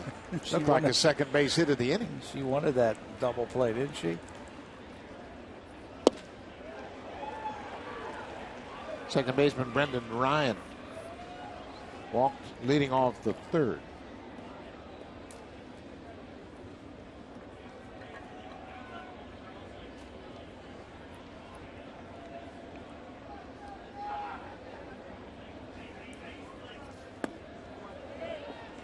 You know, this start, yeah, it's important because it's in the Yankees series, and Stroman has one out here in the fifth. He's got a 6-0 lead. But there's a lot bigger picture involved here, and it's about the postseason. And David Ortiz and Dustin Pedroia mentioned it to me in Boston. Said, man, if you could get Stroman back to where he was at the end of the season last year and put him behind Price in the postseason, 1-2, then you're really talking. Yeah, now you might have something pretty special. Well, think about it. Nobody was expecting to see Stroman this year, not with that bad news that they got in spring training. And then all of a sudden he shows up here. Donaldson knocks it down, can't find it. It squeaks out of his glove. He may have turned his wrist over fielding that ball. You can see he's got his wrist tightly wrapped, and he's now trying to stretch it out. But he got a glove on it, but then may have rolled over his glove. And he's feeling the effects of it. Got that wrist taped right to him. Yeah, he rolled onto it. His whole body landed on his arm, and now he's looking for the baseball. And it's behind him. But you get a guy like Stroman, if he can continue to do what we have seen tonight, it's like trading for a guy right at the deadline. Everybody fired up. Russell Martin can't believe that wasn't a strike. Here's another look at that play at third. You can see how his wrist bent under him, and then Donaldson said, where is it? I know I knocked it down.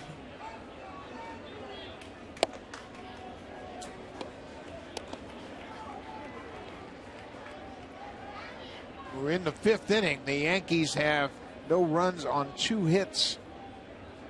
The first 2 hits coming here in the fifth inning. Bouncing ball. Smoke will come after. He knocks it down, but he flips to Stroman, who's waiting at first. 2 down. Marcus Stroman, his last major league win came right here at Yankee Stadium, September 20th last season. He was painting. He didn't have any walks. He had 7 strikeouts. It was an 11th win. There are the numbers right there. He's making the ball do funny things. He can cut it. He can drop that curveball on you, the slider, a lot of things in the dirt. It shows the poise, and he can pitch on the big stage. He won 11 games last year. He now works with 2 outs and runners at second and third. Ellsbury retired 3-1.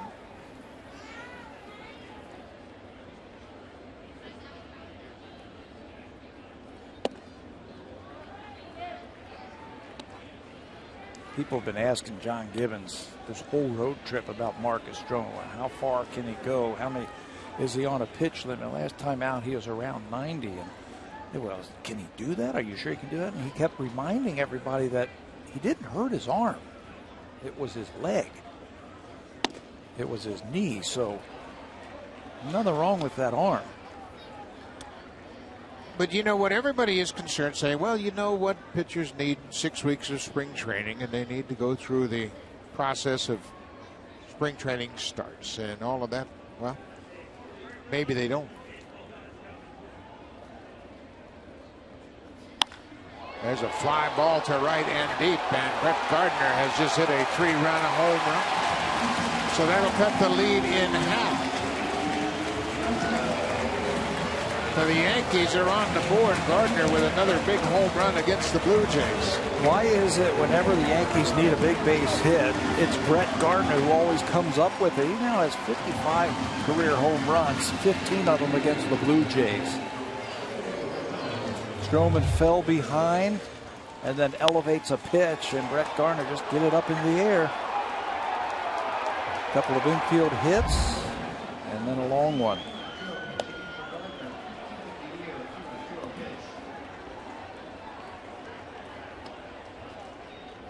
Carlos Beltran has grounded out twice.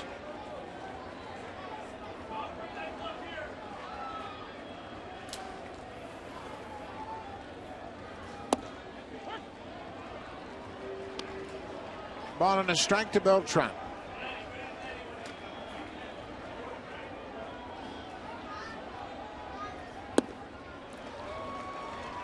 Stroman comes right back after giving up the home run and jumps ahead of the Yankees right fielder 1-2.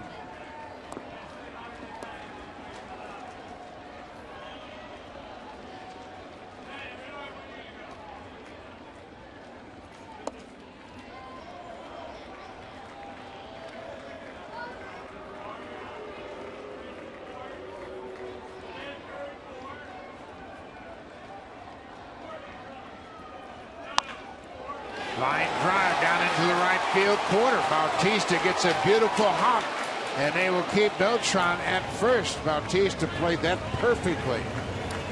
So there have been a couple of hard hit balls after the two infield singles here in the fifth.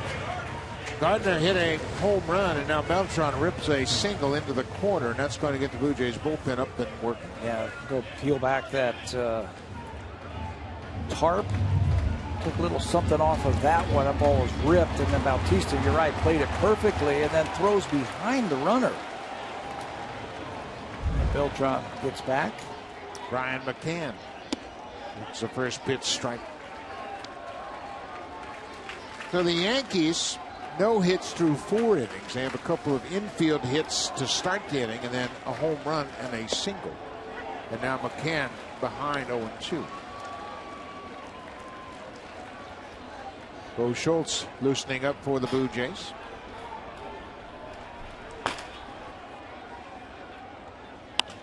Popped up. Donaldson at shortstop, backing up onto the outfield grass, and Marcus Stroman gets through 5 innings. He leaves with the lead.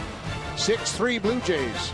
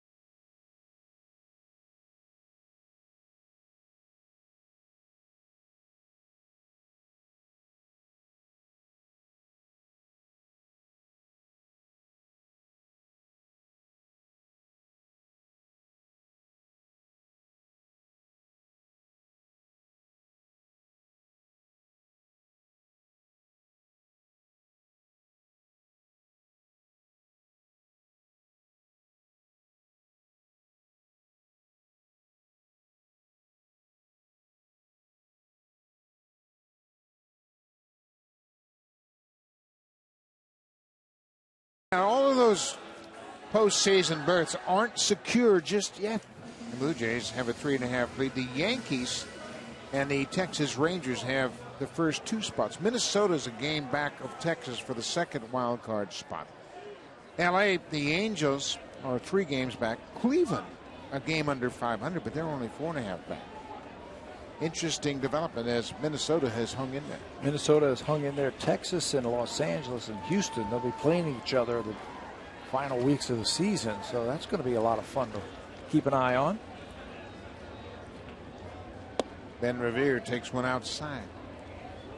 The Angels will wrap up their series with Houston tomorrow. Andrew Heaney against Mike Fiers. Then the Angels go to Seattle, Minnesota, and Houston. Tough road trip.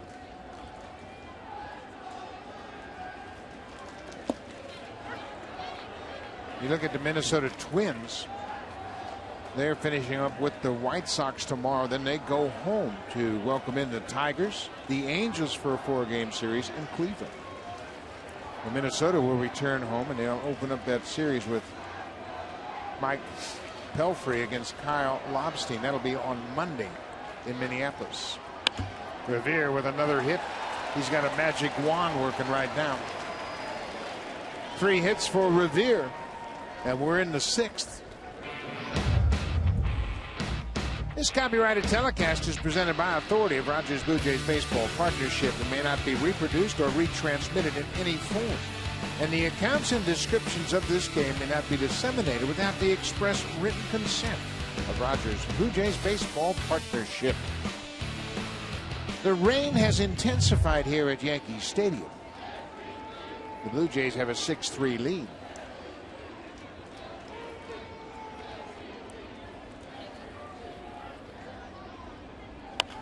Donaldson pops it up. Dustin Ackley into foul ground, battling through the raindrops, stays with it, makes the catch. You have done that before, looking up into the raindrops. The light reflect off the raindrops. It's a real battle. Yeah, the raindrops get in your eyes. You got to battle. You got to put your glove up there to try and block the raindrops. Yeah, I played a game in Cleveland when there were gnats or bugs everywhere. You had to swat them away from you the whole game. Just like the raindrops tonight. Josh Donaldson pops out first out of the inning. Jose Bautista, he has walked, had an RBI double, and flied out.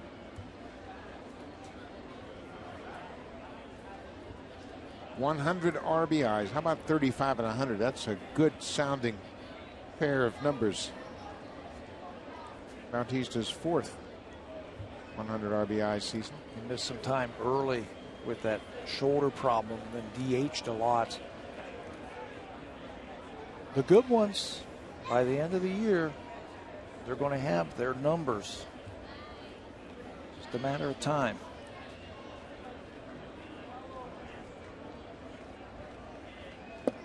Bautista tried to check his swing, went around. Isn't that the old saying we used to hear all the time, the veteran players always talking about, when the leaves turn brown? Yeah. I'll be around. My numbers will be there. No matter how they start, they'll finish up right around their career average. It's like David Ortiz, we were talking about him earlier, 34 home runs and 95 RBIs now. Every year.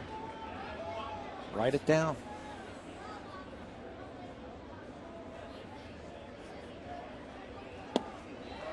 Bautista strikes out.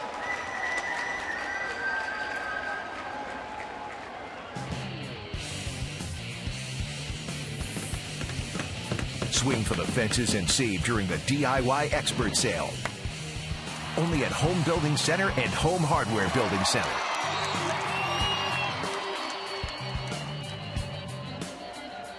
It is a rainy night here during Game 2 of this doubleheader. Blue Jays won the opener 9-5 in 11 innings.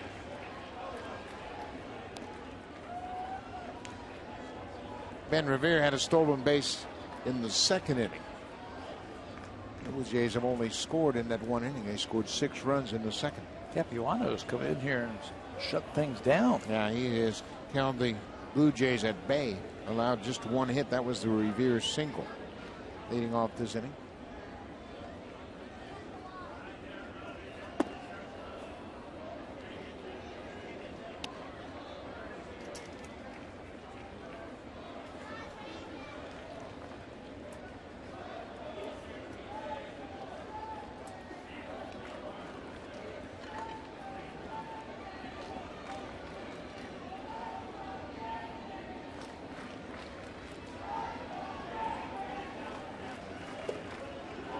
The ball in the dirt. Ivan Nova started this game, and he was out after an inning and 2/3.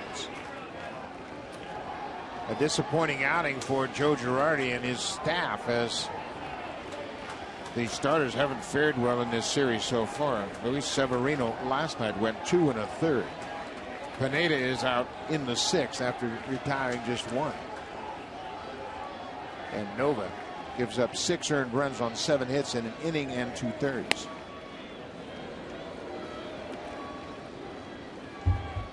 Blue Jays need to keep putting the pressure on them. Can't just stop scoring right here. It's only a 3-run game. Brett Gardner with a 3-run home run. He had a home run in game 1 of this doubleheader.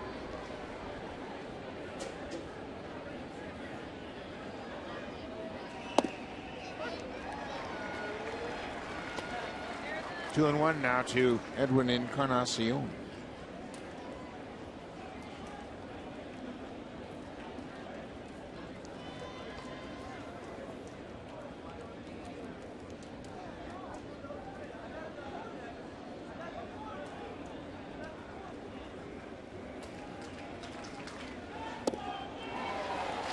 Breaking ball inside. Now it's 2-2. Capuano is one of those crafty veterans. Guy who pitches backwards. You know, if you're expecting a fastball and a 2-1 count like Encarnacion was right there, he's going to throw you the breaking ball. It's the kind of guy I think you got to think in the middle of the field against if you're a hitter. Don't try and get too pull happy because he doesn't throw very hard.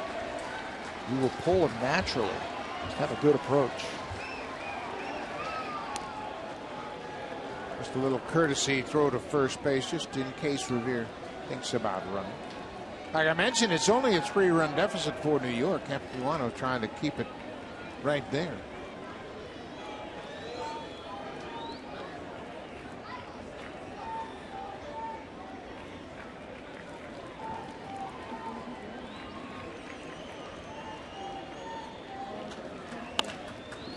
That's going to be foul.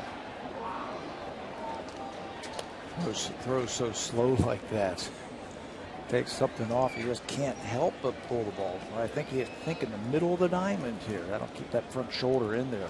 You can see the rain is starting to come down a little bit heavier now. Yeah, it sure is. And the Blue Jays were warned about this. It was supposed to be a nasty day all day long, and it has really picked up in intensity here in the 6th inning.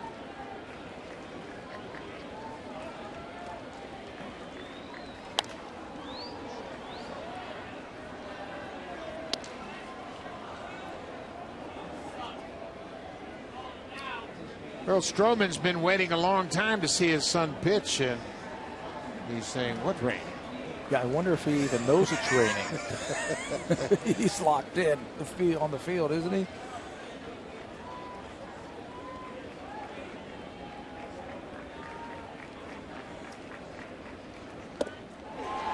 Everyone lost the grip on his bat and strikes out. So Capuano gives up a leadoff single and nothing more. The Blue Jays leave a runner in the top half of the 6th. Grounds crew letting Joe West know about the forecast.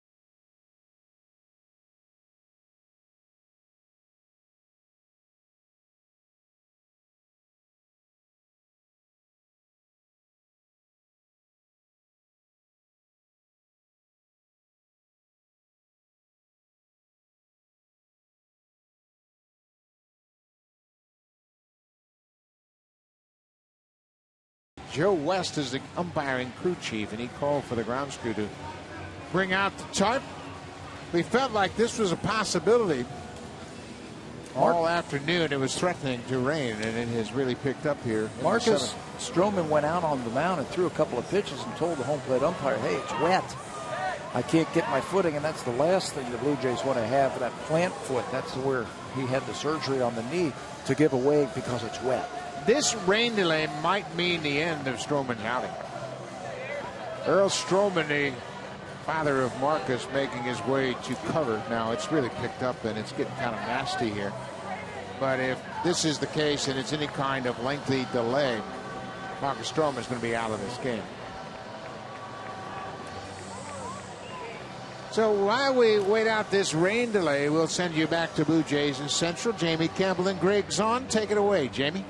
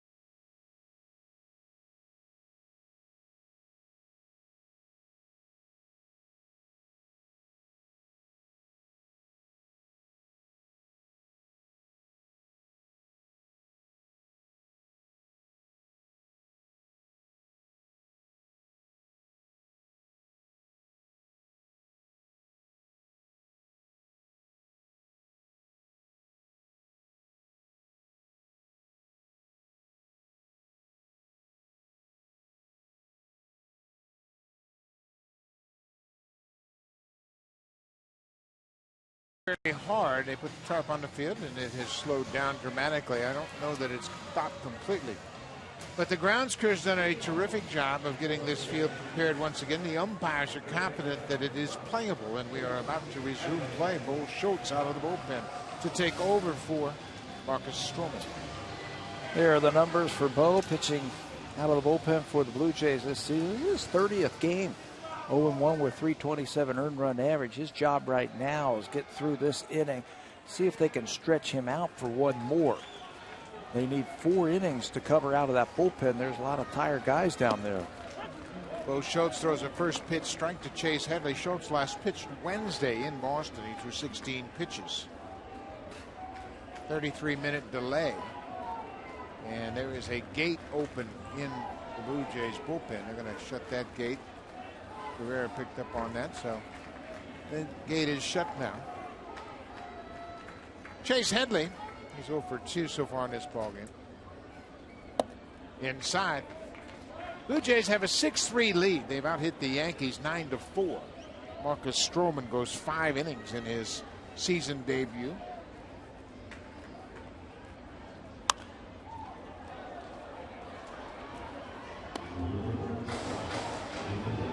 Stroman threw 78 pitches over those 5 innings of work, and when he left the field at the start of the rain delay, they shook his hand and said, "Thank you very much. That's going to be it for you." It has rained heavily, and the warning track still puddled up. We're not too concerned about the warning track. The infield, of course, was covered with the tarp. Chase Headley went around. Joe West rings him up down at third base.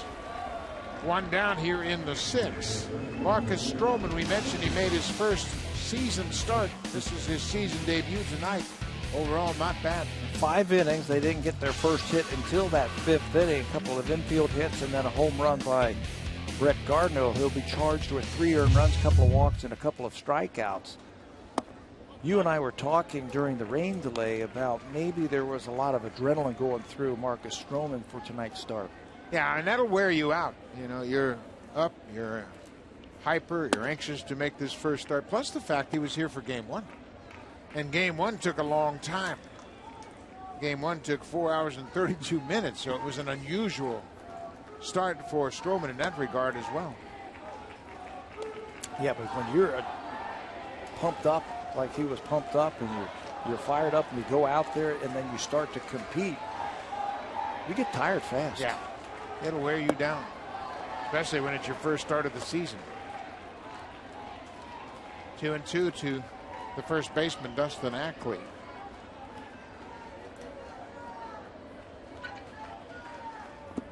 Ball in the dirt. Joe West said no swing this time. Bo's got a good slider. He just has to keep the ball down at times this year. He has been hurt by hanging breaking balls. One thing they have going for him, Schultz, 12 of those 24 appearances have been 2 innings or more. So he can give you multiple innings if you choose to.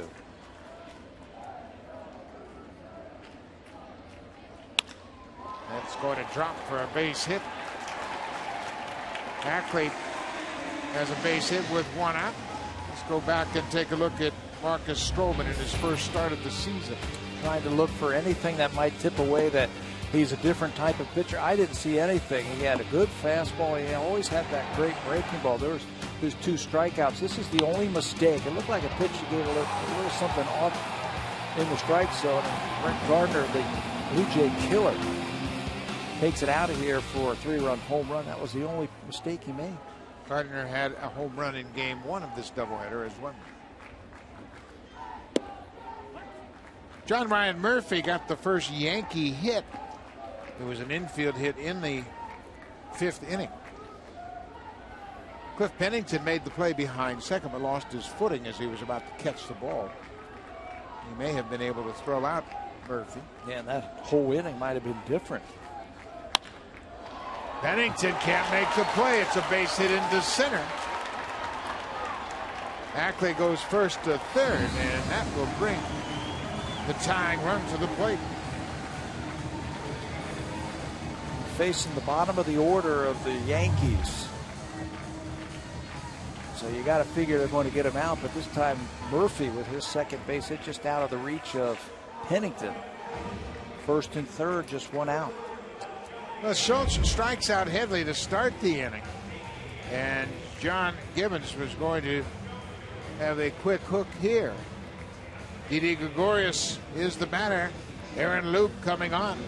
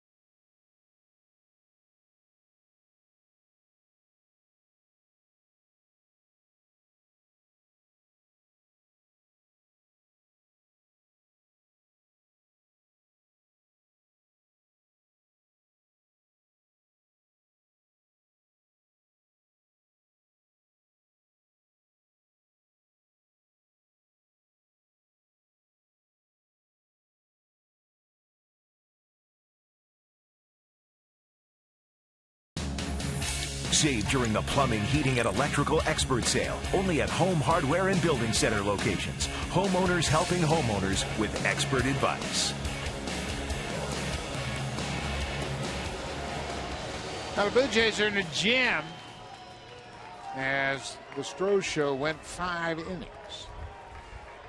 He left with the lead, but now the Yankees are threatening to cut into that lead. Aaron Loup threw 9 pitches in 2/3 of an inning in the first game. He is on to face Didi Gregorius with runners at the corners and 1 out. Loup had a strikeout, a walk, and a single and a stolen base. He also worked in the first game in this series. Just inside with that fastball. Loup threw 18 pitches to retire the side in order in the opener on Friday night.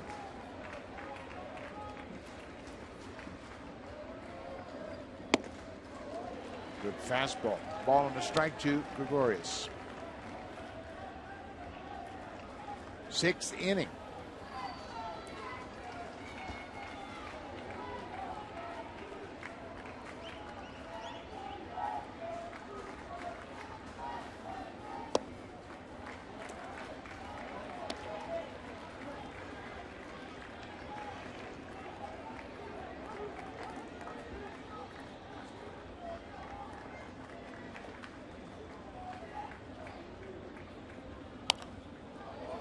Reach the seats behind home.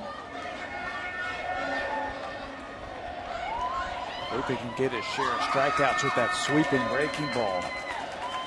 This might be a good time for it against Gregorius.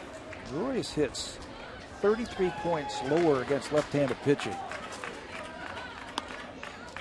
He left that breaking ball inside. He's got to get it away from Gregorius here.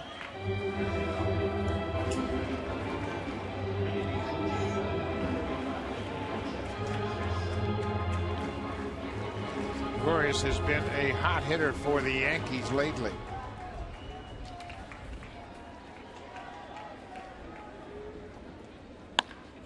That's a base hit into right. Ackley's in to score. Murphy goes to third, an RBI double for Didi Gregorius, and just like that, the tying run is in scoring position after the Blue Jays scored 6 runs in the second inning. They threw the slider, but it was a bad slider. Just stayed over the middle of the plate. You got a hot hitter up there in Gregorius, and he's going to hit this every time. Breaking ball, you can see it's up and it's out over. You can see where Russell is. He wants that ball down and away. slider, and he hooks it into the corner for extra bases. And now a pinch hitter is going to come to the plate. Jeff Francis starting to loosen up for the Blue Jays. Chris Young will come off the bench and bat for Brendan Ryan. Young is a righty that has put up good numbers against left-handed pitching. Young this season batting .328 against lefties. He has 7 home runs against lefty pitching.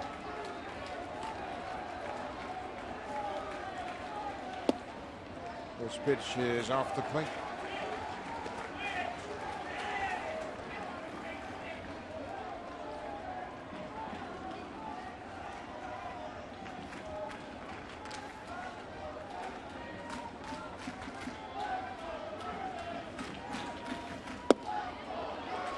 Good changeup from Luke.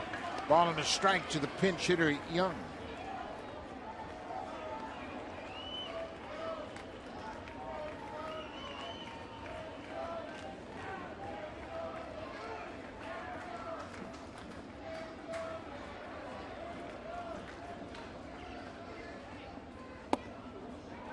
Gregorius with his 19th double has made it interesting here in the bottom of the 6th.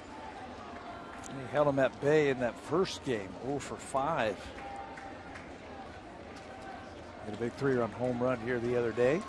Gregorius now with 51 RBIs. Luke gets inside on the hands of Young.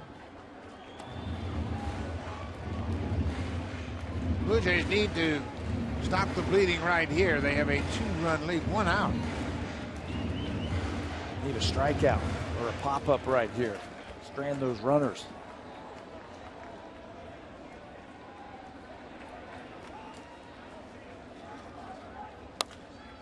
There's the pop-up on the infield. Donaldson, the third baseman, makes the catch. Pinch hitter Chris Young pops out to Donaldson. Now Loop has 2 more lefties here, and Ellsbury will step in against Loop, and hopefully that'll be the only lefty he needs to face. Yeah, I don't want to see Brett Gardner anymore with runners on base. He has been a thorn in the Blue Jays side in this series. Ellsbury has hit well against Loop. He's 5 for 11 with a home run. And there's a first pitch strike. Boy, he put it in a good spot, down and away.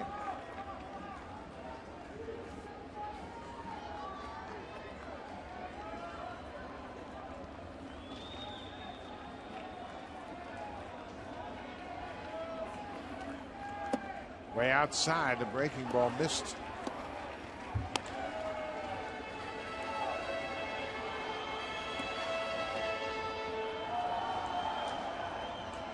Ellsbury is 0 for 3 to this point.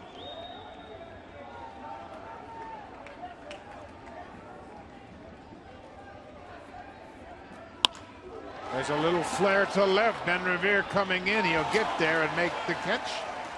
Loop strands a pair of Yankees in the 6th. We'll go to the 7th. The Blue Jays have a 6-4 lead.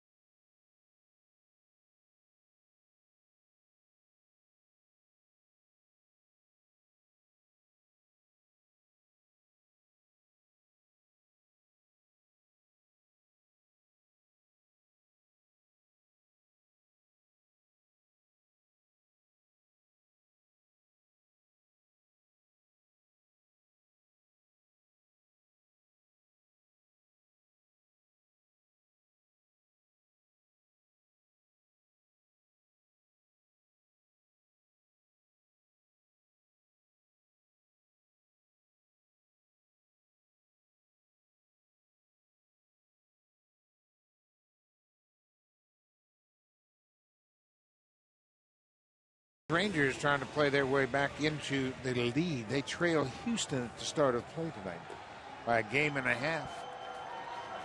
So they got a chance at that AL West division. They're not thinking about the wild card. Stephen Drew comes in defensively, take over at second base. Brendan Ryan, the starter, was lifted in favor of the pinch hitter. Drew started in game 1, finished up that ball game 0 for 4 with a walk. How about the job Chris Capuano has done for the Yankees? He's going to be back out there for his 4th inning. Exactly what you need from your long man. He's allowed just 1 hit. That was a leadoff single in the 6th to Ben Revere. Had a couple of strikeouts. He has faced 1 over the minimum in 3 innings. Smoke, Martin, and Carrera for the Blue Jays. Capuano drops that breaking ball in there for a strike.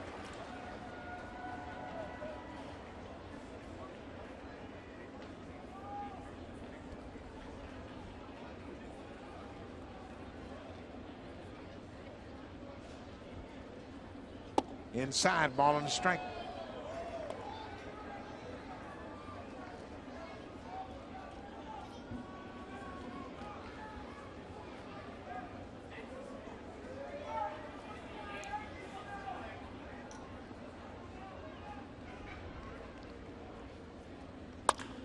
Base hit, takes it through the gap on the right side. They were playing the shift. Smoke crossed him up. Well, the Blue Jays came into town a game and a half ahead of the Yankees. They won the first 2 games of this series. They've taken a 3.5 game lead, 3 games in the loss column. The Blue Jays will have an off day on Monday while the Yankees are playing in Tampa Bay. And none of that matters right now. I think all they're thinking about is this game right here. They had a 6-0 lead, and Capuano has shut them down. And now they got to go back to work. Russell Martin had a 2-run double in that 2nd inning.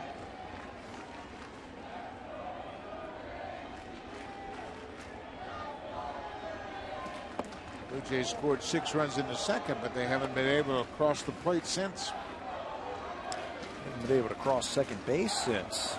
That's how good Capuano has been. Not surprised they brought him back out here. About a half-hour rain delay. He's a veteran. He doesn't throw hard. He's not a max effort kind of guy. He knows how to change speeds.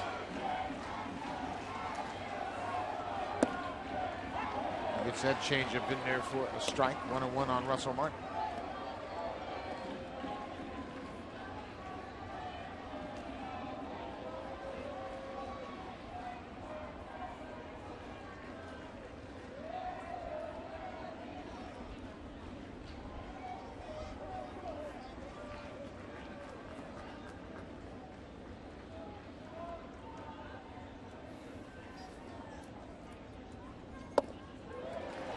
That's been a good pitch for him. A little slider to these right-handers that he's gotten underneath their bats. He starts it out over the plate and just takes it from the inner half of the plate down and in. They swing over the top of it. Yeah, right off of it. He's made 4 starts this year. He's 0-4 with an ERA of 7.7. But tonight he's dazzling.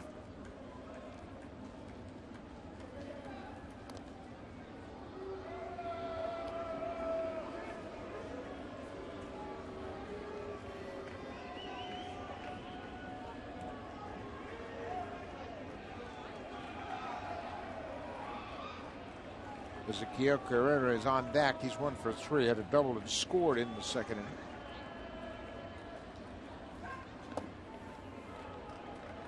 Yeah, the Blue Jays need to get another run or 2 just to get back into the swing of scoring runs. Yeah.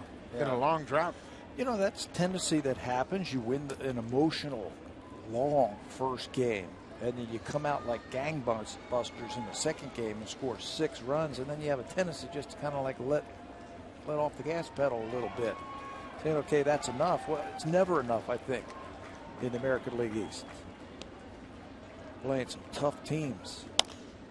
Martin hits a fly ball to right. Beltran coming over. He makes the catch. Smoke will retreat back to first base.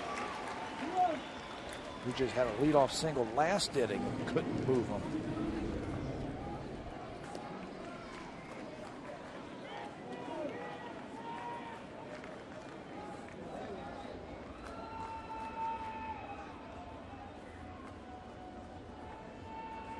Ezequiel Carrera started in center field in game 2 of this doubleheader, and he got a base hit his first time up. Hit a double to left field, down the left field corner.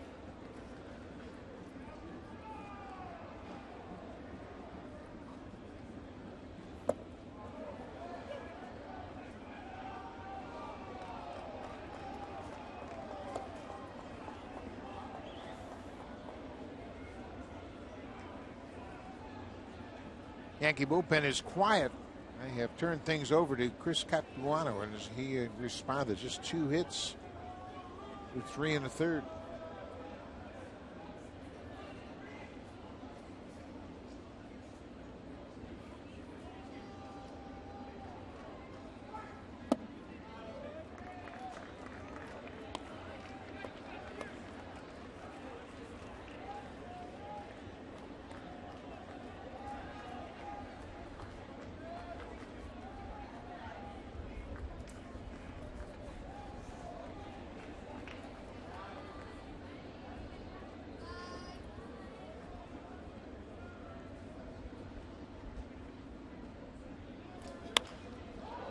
Excuse me, that's going to drop for a base hit. Check swing base hit for Carrera. He stays on that slider and dumps it into center field in front of Ellsbury. Give me 1,000 of those right there. Double down the left field line his first time up, and then this little slider stops his swing, but gets enough on it to get it into the outfield. Yes, sir. Well, that'll work. A thing of beauty, isn't it? So now the Blue Jays have a runner at scoring position against Chris Capuano. First time they've had a runner reach second since Capuano came in the game in the 4th. Brian Goins. Goins had a base hit and an RBI in the 2nd inning.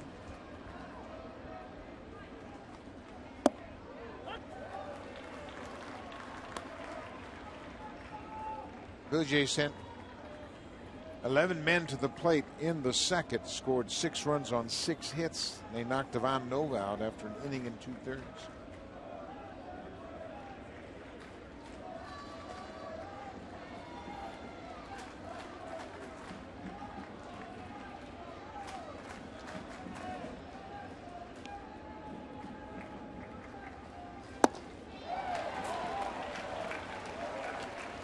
Ryan's going to have to think about hitting the ball the other way against Capuano.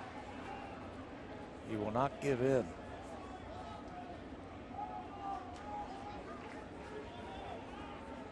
Oh, 1-2, 1 out. Blue Jays have a 2-run lead that would love to add to that lead here in the 7th.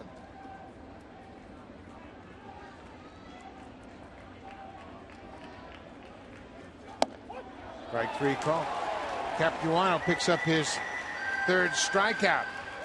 Now time for the drive of the game. It's presented by the all-new 2016 Honda Pilot, proud partner and official vehicle of the Toronto Blue Jays. You come to a new team, you want to do something dramatic and help them win a ball game. Well, maybe Cliff Pennington did just that. This is against Ivan Nova in that inning you were talking about, the 6-run 2nd inning for the Blue Jays. It's his first home run with the Blue Jays against Ivan Nova. That's a great feeling to make a contribution. Boy, he made a contribution with his glove in game 1. Made a couple of great plays to save runs for the Blue Jays in that win. 2 outs now. Smoke at 2nd. Carrera at 1st.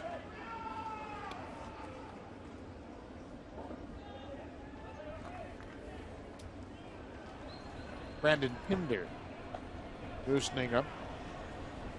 He did not pitch in the first game of the doubleheader. We saw him in last night's game.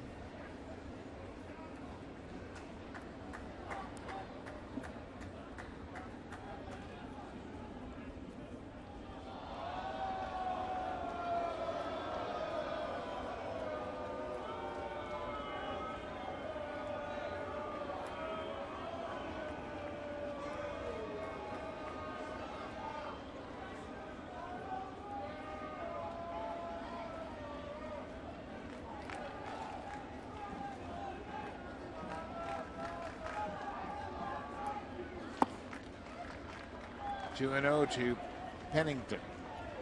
In case you're just joining us, the Blue Jays got some bad news about Troy Tulowitzki. He's got a crack in his shoulder blade. He will address the media more on that injury tomorrow. A disappointing injury for John Gibbons, to be sure. Happened in game 1 in the second inning on a collision between Kevin Pillar and Troy Tulowitzki. And Pat, you and I both sensed that there was something wrong. You could see Tulowitzki, how he reacted after he caught the ball, took it out of his glove, and then kind of collapsed onto the turf. Yeah, just dropped it, and then he fell down, and he was in obvious pain, and that is unfortunate. And nobody really knows how long he's going to be out. No one's saying right now. We'll know more as time goes on.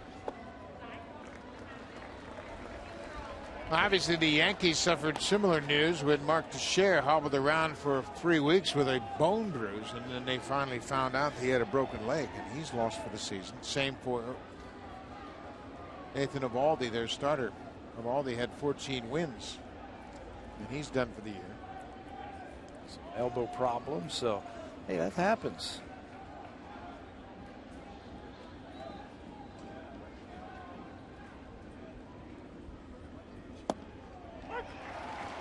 Now it's 3-2. There are 2 outs, so the runners smoke at second and Carrera at first will be off on the pitch. Not a bad take. You can see where all those pitches are. None of them right down the middle. This is good for the Blue Jays as they get that runner at second base a chance to move on the pitch. Remember, this is a very wet field for those outfielders fielding a possible base hit. 3-2. There go the runners. Ball 4. That'll load the bases.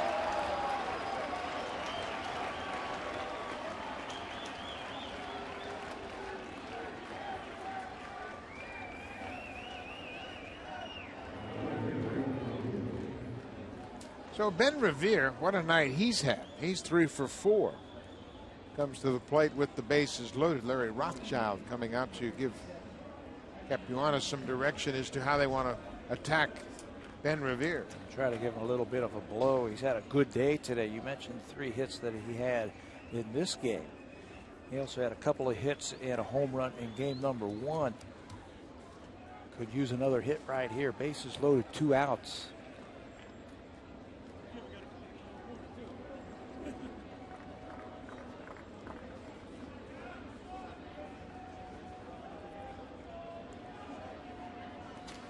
Boy, Ben Revere is a master of multiple hit games. He has had 3 4-hit games this season. Has 3 singles already tonight. His average with the Blue Jays up to 340.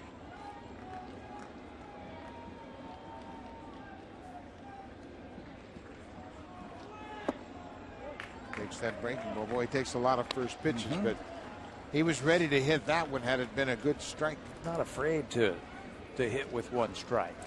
Sprays the ball all over the Diamonds. Last time, Bob, he singled the left field to lead off last inning.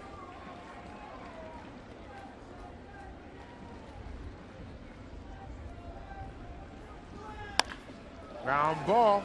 Ackley knocks it down. Capuano's not going to get there. Run runs in. Here comes the second run. Good slide, and the ball's still bouncing around. Capuano was late getting off the mound, and Revere just beat him to the bag.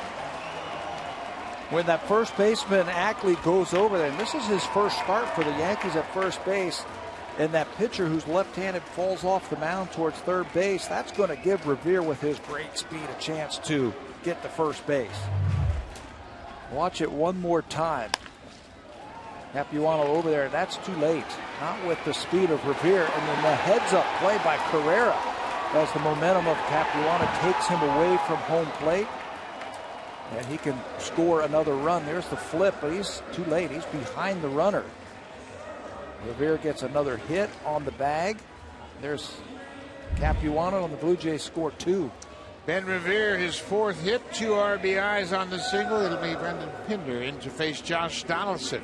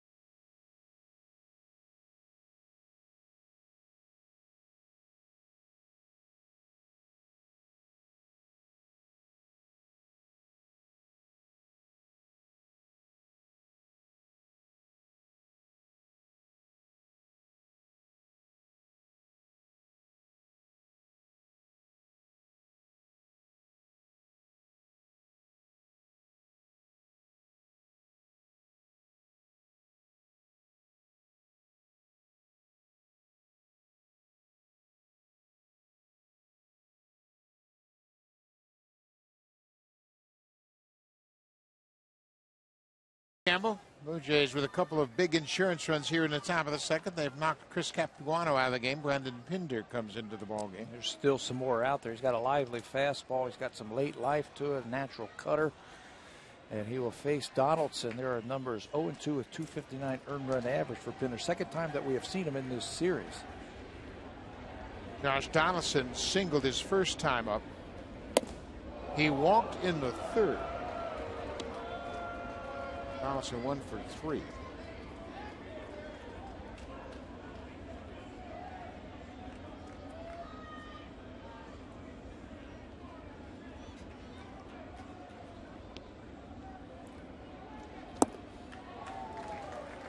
There's a nice little slider. Ben Revere has come up with some big hits, and this is going to be one of the infield variety. Pulls it to the right side, and Capuano just can't get over there. He can't outrun Revere.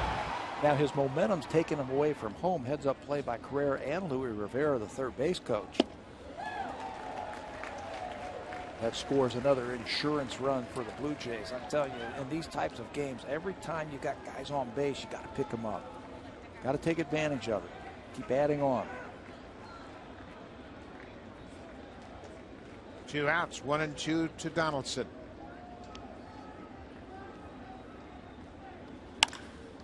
Fly ball hit deep to right. Beltran watches this one bang off the wall. 1 run is in, and they're going to stop Revere at third. Josh Donaldson picks up another RBI with a shot off the wall in right. That ball was hit so hard by Donaldson, he's only going to get a single out of it. He did the right thing, and he used the whole field, cut it down with 2 strikes. And this is a rocket to right field.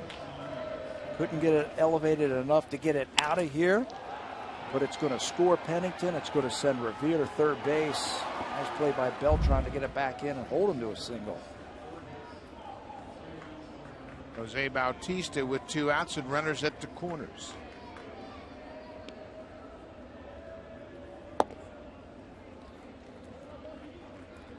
Bautista has a home run against Pinder. It was an extra inning home run earlier this season that made the Blue Jays a winner in 10 innings here at Yankee Stadium.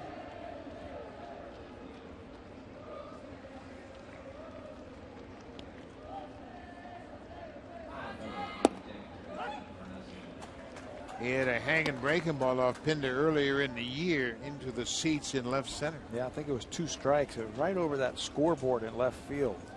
It was a bomb.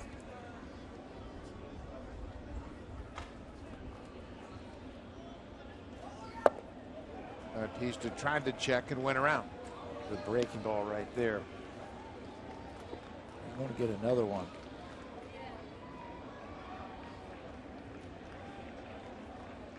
Colabello is out on deck.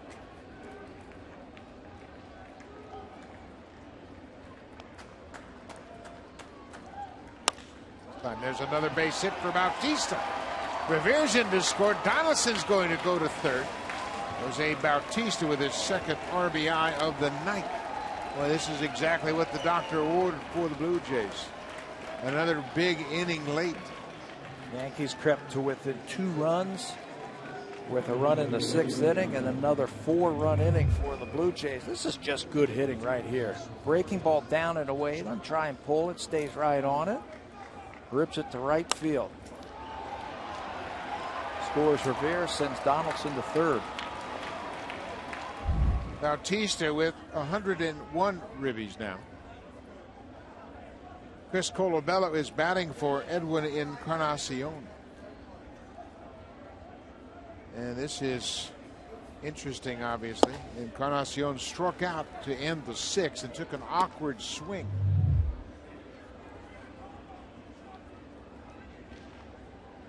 Been dealing with that hand/finger problems, and I'm sure that's what it is right there. So Colabello will assume the DH role. Colabello started in game 1, had a single in 4 at bats. He walked and scored a run in the 11th.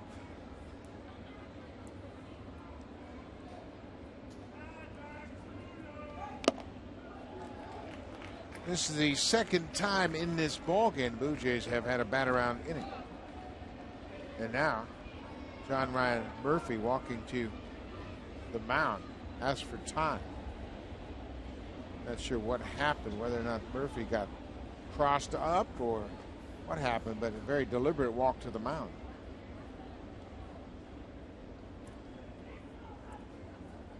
No idea. Joe Girardi's trying to figure out what that was all about. Also, swing and a miss, and he caught the ball.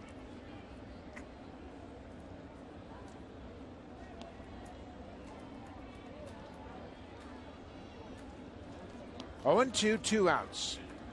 And Colabello strikes out as the pinch hitter, but the Blue Jays with a big 4 spot in the top of the 7th. They've expanded their lead to 10-4.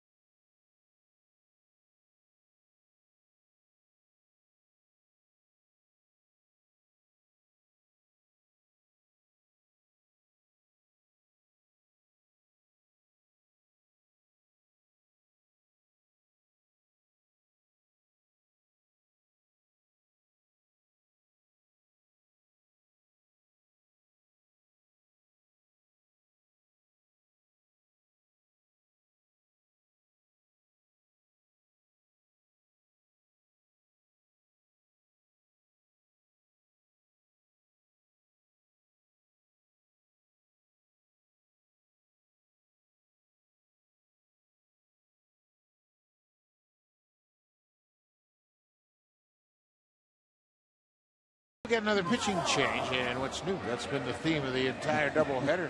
Jeff Francis comes out of the bullpen to make his 11th appearance for the Blue Jays. Whip last worked 3 days ago in that series in Boston. In that game, 2 2/3 innings, he only gave up 2 hits. So it'll be his 12th game for the Blue Jays. He was just added to the roster also when they expanded in the month of September. Blue Jays needed some left-handed pitchers. After the roster is expanded in September, they only have Brett Cecil down there. They added Loop. He's been effective tonight, and now Jeff Francis. Francis pitched twice in the series against the Red Sox. He pitched on Monday afternoon through an inning, 19 pitches, and then, as Pat mentioned, worked in that 10-4 loss on Wednesday. So he'll have Brett Gardner, then the switch hitter, Carlos Beltran, and another lefty in Brian McCann.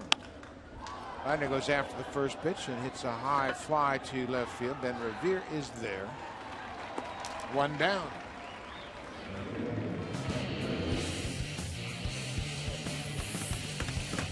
Swing for the fences and save during the DIY expert sale. only at Home Building Center and Home Hardware Building Center.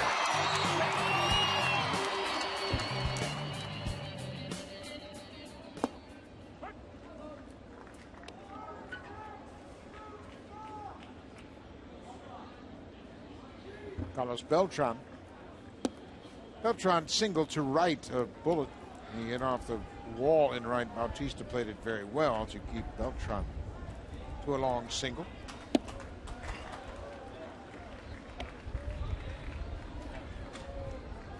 Blue Jays trying to go up 4.5 games on the Yankees.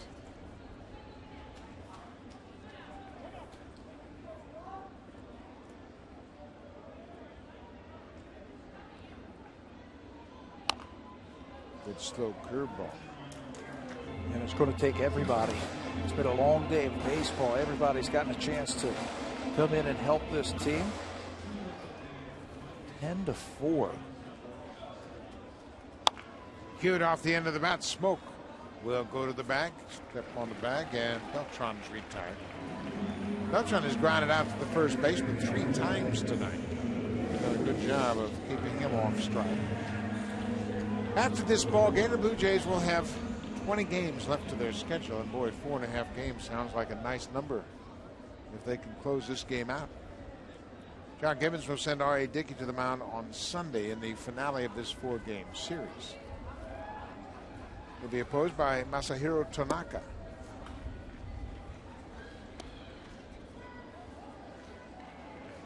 Tanaka's 11-6. Dickey is 10-10, and Dickey will be pitching for his 100th career win. Wasn't it R.A. Dickey who started that last series here, a knuckleballer? Got the Blue Jays off when they swept that series. McCann pulls it into the seats. Boy, when you really think about it, this is the 3rd game of this 4-game series. Coming into this series, the Blue Jays were 5-1 at New York this year. A win tonight would push them to 8-1 at Yankee Stadium. That's pretty impressive. Very impressive.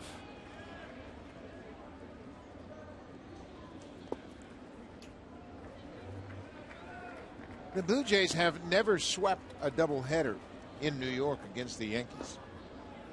They have only one doubleheader sweep, and that's going to be a base hit right through the shift. That's going to go all the way to the wall, but McCann will stop it first. The Blue Jays swept the Yankees in Exhibition Stadium in a doubleheader on August 2nd, 1983. It's the only time they've swept the Yankees in a doubleheader. They beat them 10-9 and 13-9. Pitcher's duel. I must have called a heck of a game. You were there. Do you remember it? 2 outs. Chase Headley turns around and bats right-handed against Francis. Just look that up, Buck, that we were talking about. The Blue Jays, when Dickey pitched here, it was the first game of that series. The Blue Jays won that game 2-1. Headley rolls it foul outside of third. And they were talking, remember that afterwards, how R.A. Dickey got him into a funk with that knuckleball? Next day, David Price and Sanchez and Lowe threw a 3-hit shutout at the Yankees. Then Estrada, Hawkins, Sanchez, and Osuna shut him out here on the final day of that series.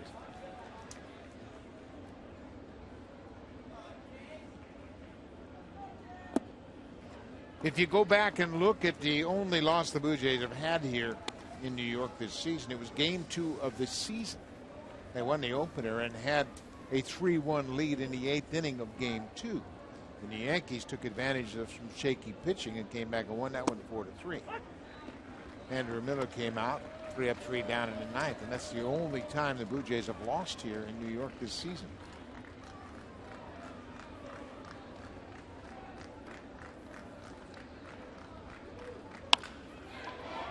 That's a liner into center field. Carrera will play it on the bounce. Headley has his first hit of the night. 2 hits with 2 outs. I don't think Carrera got a real good jump. You talked about the sogginess of the field out there. 2-strike pitch over the middle of the plate, and Carrera watching in center field, just sloshing around out there, so he's going to play it safe, play it on the bounce, and he went back and started looking at that turf out there.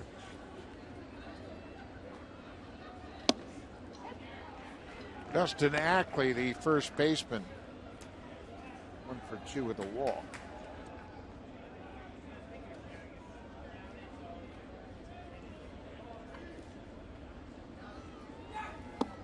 Slow breaking ball. Capuano and Francis have a lot of similarities in their careers. They were both starters and fairly effective, and now they've become long relievers, but they understand how to take the sting out of the hitter's bats.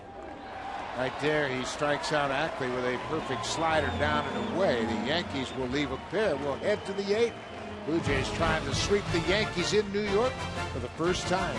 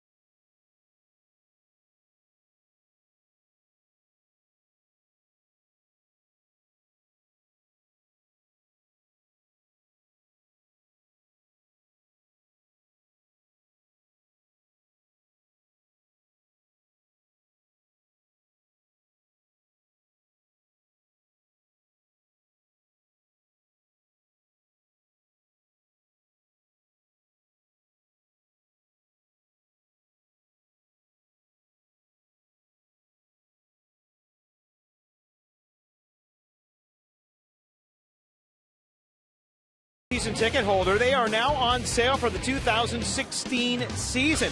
Purchase today, you'll also receive an opportunity to purchase 2015 Blue Jays postseason tickets. Now, these tickets are extremely limited, so the offer will expire soon. So you want to jump on board as soon as possible. Go to bluejays.com/season tickets for more details. Speaking of tickets, Buck, looks like not a lot of seats being filled here at Yankee Stadium. The Blue Jay fans have stuck around, but not too many Yankee fans. No, not too many Yankee fans, and they departed after game 1. They were disappointed in that outcome. The Blue Jay fans are tough. They're hanging out. Blue Jays trying to sweep a doubleheader here at Yankee Stadium for the first time in franchise history.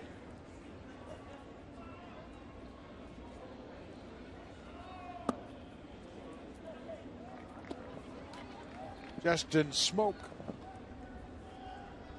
And leadoff single came around to score his last time up in the 7th. Blue Jays have had 2 bat-around innings in this ball game. This is popped up back behind home and out of play. The only 2 innings that they have scored in tonight. You know, you made a great point in the break about the Blue Jays. They've had a tough loss. One of their regulars is out with an injury, Troy Tulowitzki. Edwin Encarnacion left with a hand injury in the middle of this game. Their bullpen has been roughed up, but the offense has carried the load here in this doubleheader. Looks like David wants to get in at bat tonight. He's going to have to wait until the team gets to Atlanta. But you know what you have seen tonight through all the problems that they have had, what you were just mentioning about Tulowitzki, Encarnacion, the bullpen, and Marcus Stroman. They pulled together as a team. I mean, they have played like a team tonight. Guys picking other guys up. And the Blue Jays so far have smoked the Yankees. They won 9-5 in extra innings in game 1, and they have a 10-4 lead here in game 2. Blue Jays have scored 30 runs in 3 games. I mean, you talk about making a statement. You come into a big series, and Everybody's made a contribution. Jose Bautista's had a big series. Encarnacion's had a big series. Donaldson hit a first inning home run in the opener. I mean, the Blue Jays, everybody kept talking about the Blue Jays. Well, we'll see how they handle New York. Well, we'll see. You know, they got 7 games with New York. I think they've answered that question. How's that working out? 5 runs in that first inning. Yesterday, 16 hits in game 1. 14 more tonight in game 2. Smoke hits it on the ground. Gregorius dives for it, but Drew's right behind him to make the play. And you know what? You make a great point about this being a team. Yeah, the bullpen has gone through a rough stretch here in Yankee Stadium, but they've been so good in the second half of the season. Offense bailed him out here with that big 4-run 7th inning. But with Pennington, how about the game Pennington has had? Well, the day that Pennington has had. I thought the whole key at bat to last inning was the walk he got with 2 outs to load the bases. He worked a 2-out walk. That's at the table for Ben Revere, and he had a little dribble at the first base, and Revere with an infield hit. But Pennington scored 2 runs tonight. He hit his first home run as a Blue Jay. And he may have single-handedly saved the game in game 1 with a couple of good defensive plays. He did, and that at-bat that I'm talking about was a professional at-bat. There were a couple runners on, and Capuano was dealing against the Blue Jays. And it looked like he made up his mind. He said, I am not going to swing at that slider down and in. And he ended up working a walk. And then after that, single, Blue Jays have 4 runs.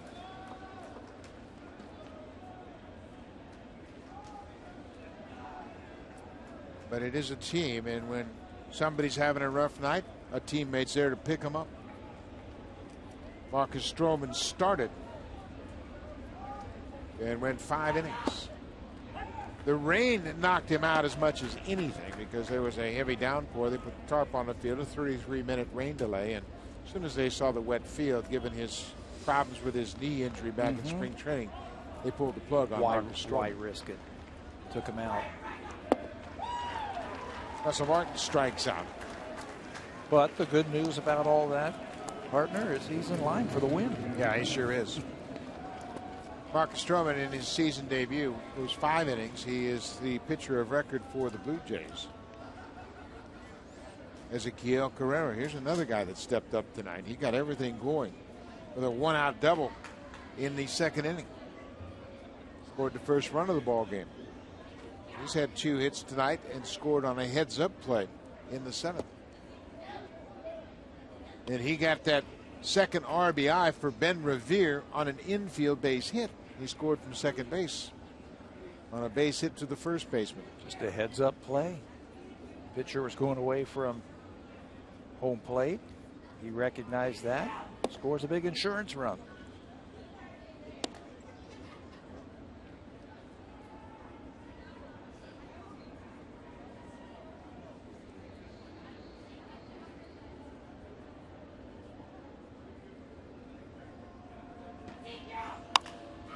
Fly ball, that's going to be in the seats, out of play. The Blue Jays lost 2 of 3 to the Red Sox at Fenway Park to start this road trip.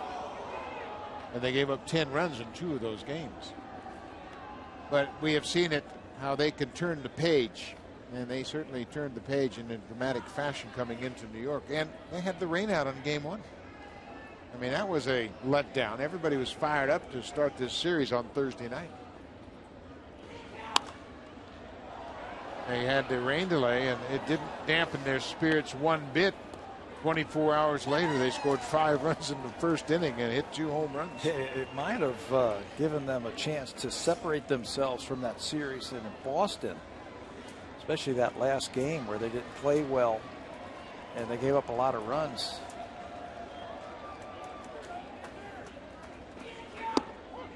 Strike 3 call. Carrera knew it. Good inning for Pinder. 3 up, 3 down. We'll go to the bottom of the 8th. It's all Blue Jays, 10-4. Now time for a Blue Jays Central update. Here's Jamie Campbell and Greg Zahn.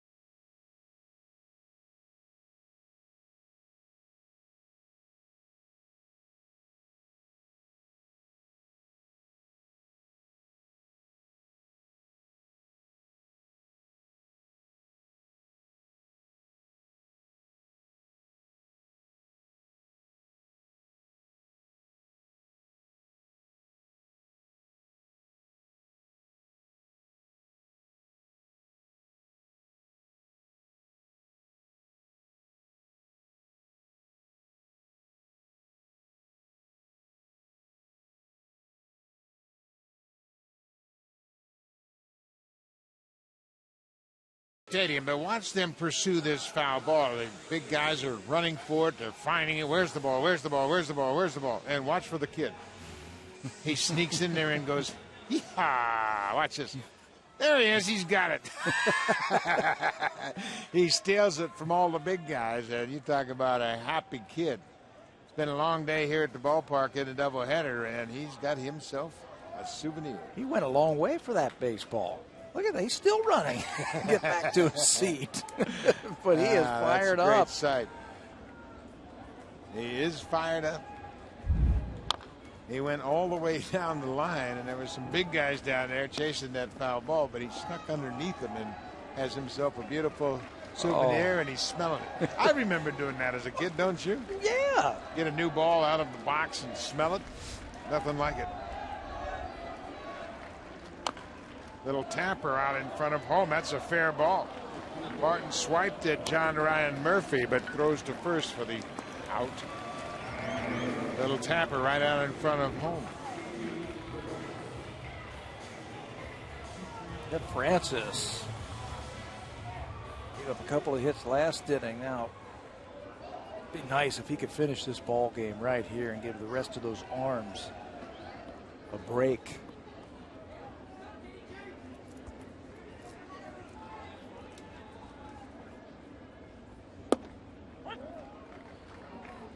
P.D. Gregorius had an RBI double in the sixth. The Yankees made it interesting, and they had a 3-run fifth, added a run in the sixth, and at that time it was a 6-4 ball game, but the Blue Jays stormed right back in the top of the seventh with 4.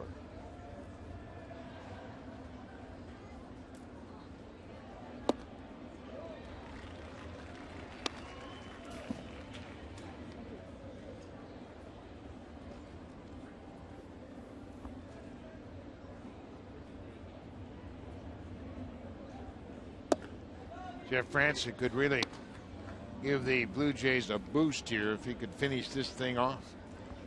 4 relievers on Friday. 7 in game number 1 today. Sanchez pitched an inning plus 2 batters and threw 27 pitches. So he is probably not available now. He'd just like to stay away from Cecil after a 24-pitch outing on Friday night, threw 7 in game 1. That's cued off the end of the bat. It's interesting, and I know that you do unusual things late in the season, but I bet you that John Gibbons rethinks the Sanchez situation. It was the first time he asked him to get him 2 innings, and that was in game 1 of this double header. Sanchez pitched the 7th, retired to side in order, and then was asked to pitch the 8th and walk the first 2 batters in that inning. And wouldn't you know it, that first one would come around to score and tie the ball game up, send it into extra innings. And it's not so much the pitch count as it is the emotional shutdown. When a guy throws an inning, he walks off the field, and emotionally he kind of shuts it down. So they had asked Sanchez, okay, now ramp it back up, and he walked Ellsbury and Gardner. This is a ground ball. Goins a desperate throw. No time to get Gregorius as he runs too well. That'll be an infield hit. Save during the plumbing, heating, and electrical expert sale. Only at Home Hardware and Building Center locations. Homeowners helping homeowners with expert advice. Gate forward, Yankee Stadium, right directly behind home plate. And that's where we are. This is game 2 of a straight doubleheader. We started it at 1. It is 9:52 in the Bronx. Good thing that first game was quick. Or it would have really felt like a long day here today. 11 innings only took 4 hours and 32 minutes. Quick by Pat Tabler standards, I'm sure. Stephen Drew getting his first at bat. He came in defensively after Chris Young hit for the starting second baseman, Brendan Ryan.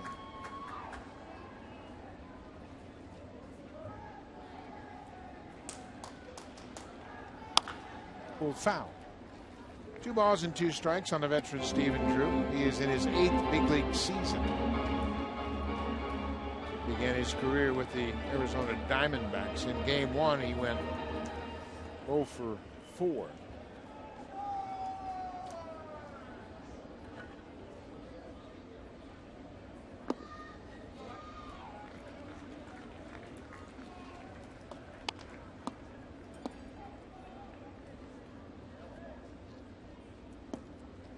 David Ortiz hit 2 home runs tonight. He hit his career 500th home run against Tampa Bay tonight.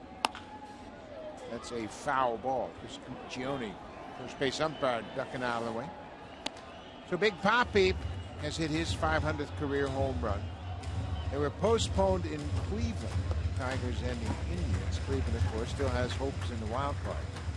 How about the Angels? They have a 2-0 lead over Houston early in Anaheim. Texas is losing to the Oakland A's. There's a base hit. Stephen Drew strokes it to left. Didi Gregorius stops at second. Play in the shift, and he just crosses up the shift, just serves the ball the other way. Now a couple of more lefties here at the 8th inning. You asked me earlier. You were talking about David Ortiz, as you see Drew's base hit again, hit his 500th home run. There's been 3 players now who have hit 500 home runs and have 3 World Series rings. I think there are 4. There are 4. Ortiz is one of them. I can't come up with anybody else. I've been too busy watching this game, talking about this game. Manny Ramirez? No. I'll get back to you on that one. Babe Ruth. Mickey Mantle.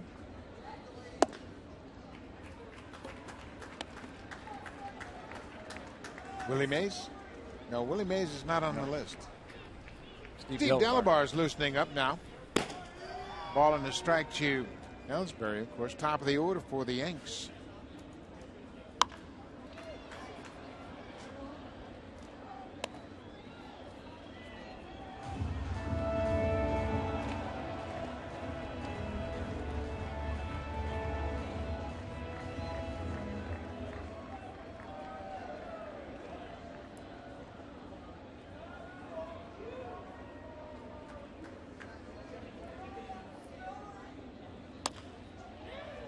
So a pop up in left field. Ben Revere coming in quickly. He gets there, makes the catch on Ellsbury. Now there are 2 down. You mentioned the 3 World Series rings and 500 home runs. Ortiz is the 4th member of that group.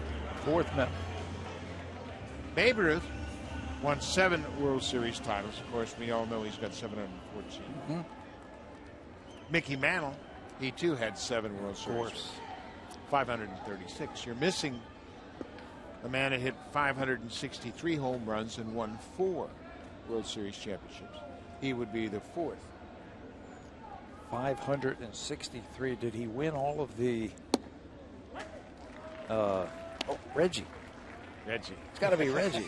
I was going to say, did he win them all as players? Because I started thinking about Frank Robinson. No, Reggie. Reggie, of course, Reggie. Yeah. And that's our New York Yankees trivia for the night. David Ortiz joins that group with 500 home runs and 3 World Series rings. The things you find out when you sit at the ballpark for 8 hours. Well, we're fans, so we're constantly digging.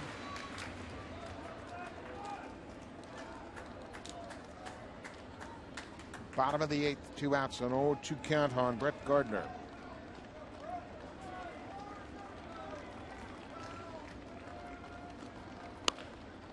Pulled foul. The Yankees have stranded 8 base runners in this game. They are 2 for 10 with runners in scoring position. John Gibbons, on the other hand, his Blue Jays, they've stranded 9, but they are 7 for 13 with runners in scoring position. They've come up with big hits all night long. 14 hits to go along with 3 base on balls.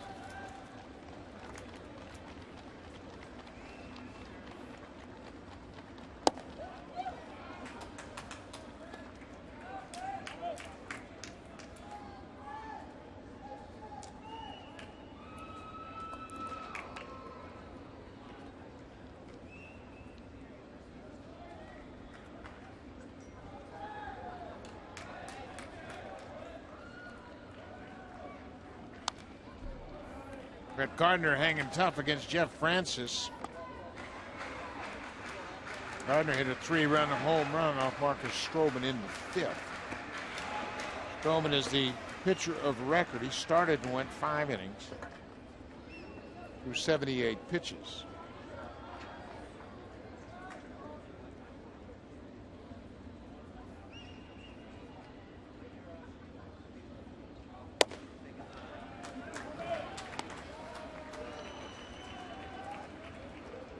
The Blue Jays, after this series, will have an off day on Monday in Atlanta, then take on the Braves for 3 straight before they return to Rogers Center. Marcus Stroman is scheduled to pitch Saturday against the Red Sox. That would be against Rich Hill,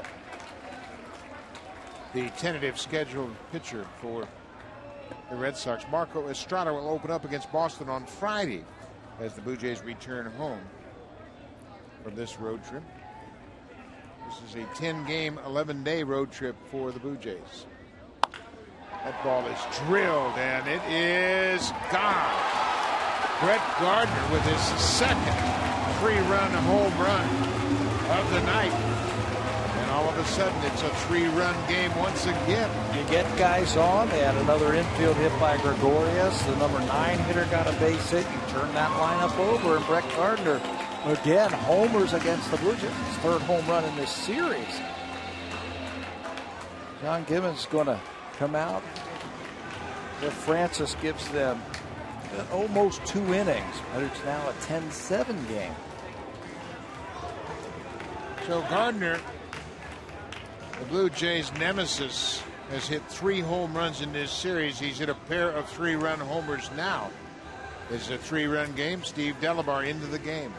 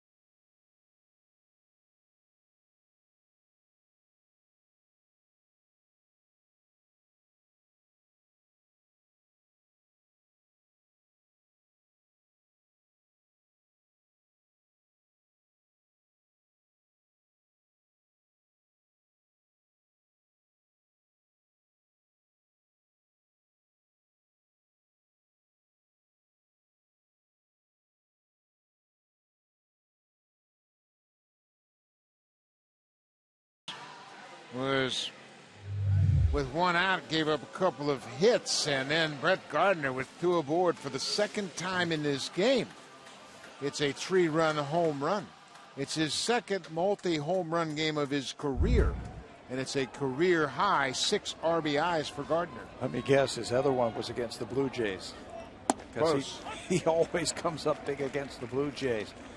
You saw Steve Delabar's number. He's got to put out the fire right now. It's a 3-run game. Carlos Beltran fouls it back. Well, everybody's had an opportunity to come in here and close the door on the Yankees, and so far nobody's been able to do it. Bo Schultz, Aaron Loop, Jeff Francis, now Steve Delabar, as Beltran asks for a little time to get reset.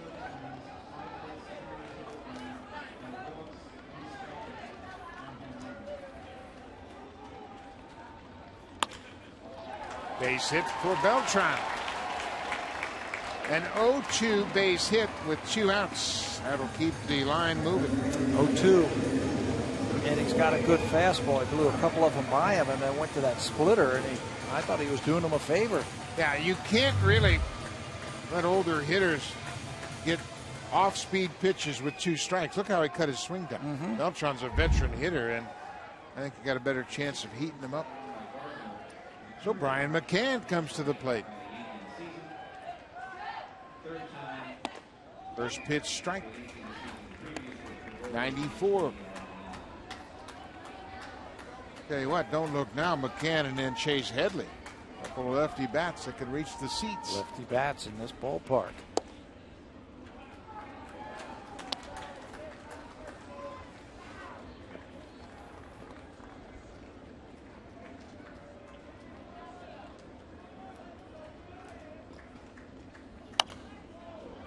Tell you what, you get into Yankee Stadium late in the season and the innings go on forever. How many outs do they have? 1 and 2 to McCann. That's off Martin's glove, and Beltran's got to move into scoring position.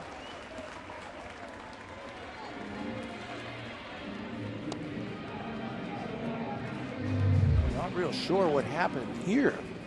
It's a fastball, and it's just right off of the thumb. They're trying to ball charge to Russell. Trying to go inside.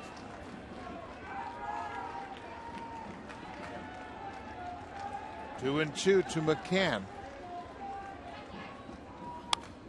He had a good rip. McCann was the catcher in game 1. He's the DH in game 2. He had 3 hits in game 1. He has a single in game 2. He is 1 for 3 in game 2.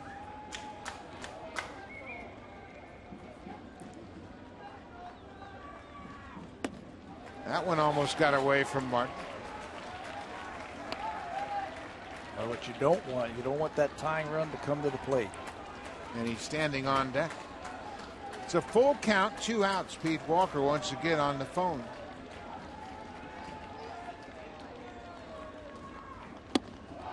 Delabar strikes out McCann to end the 8th.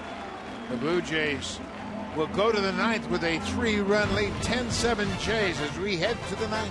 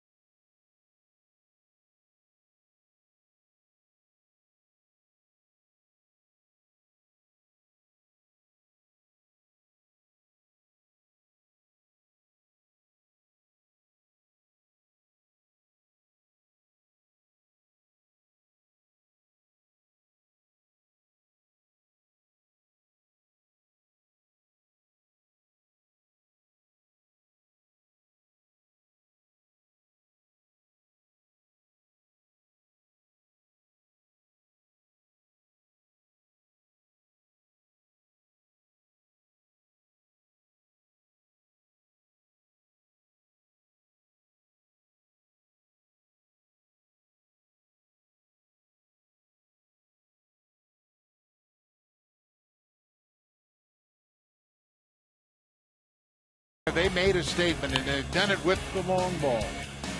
And the statement is, we can make Yankee Stadium look small. All told, they are just pounding the baseball. This is game 3 of this 4-game series, and already Blue Jays have hit 10 balls over the wall for home runs. Jose Bautista is enjoying himself. With Pennington with his first as a Blue Jay, it's been all Blue Jays offensively here in the first 3 games. All Blue Jays and Brett Gardner. Brett Gardner has done major damage for the Yankees. He has driven in 6 of the 7 Yankee runs tonight. We have made it to the 9th. James Pazos, his 3rd appearance.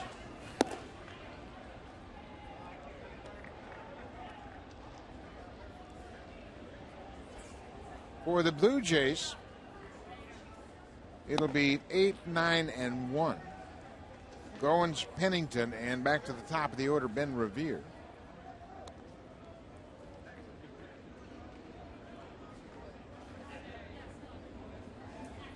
We mentioned the Blue Jays have never swept the Yankees in a doubleheader here at Yankee Stadium, and for their franchise history, they've only swept one doubleheader all time. That, of course, took place at Exhibition Stadium in 1983.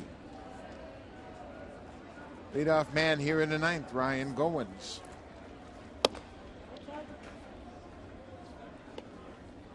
James Pazos from the University of San Diego was drafted by the Yankees in 2012, taken in the 13th round. He grew up in Arizona. He's now 24 years old. He began this season in Double-A. Actually began it on the disabled list in Double-A for the Yankees. And a nice little motion. Seen that fastball hit 94 in the first two pitches here.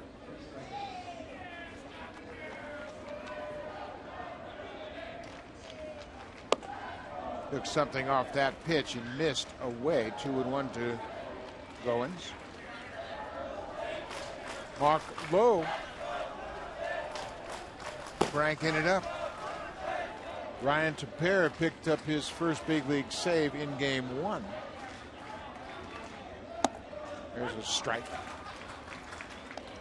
Osuna threw 20 pitches in game one. He is probably not available. Sanchez threw 27. He's out of the mix. Cecil threw 7. Pitched in both games so far. Owens hits the high breaking ball. Big hop for Drew. One down. So you got to believe that those two kids, I mean, they got to take care of them. They're 20 and 22 years old. You don't want to overuse them in this ball game. So Mark Lowe, the veteran, is going to be up. It looks like he's going to be called on to save this one here in the ninth.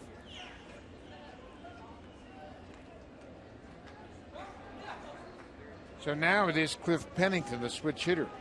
Pat mentioned he had a big walk in the 7th inning, and that keyed a 4-run 7th inning. Isn't it interesting how the Blue Jays can hit so many home runs in a series, and a key moment may have been the Pennington walk. Pennington walk and the infield hit by Revere. Got to do the little things to win ball games. And Cliff has done that today. A couple of nice plays defensively.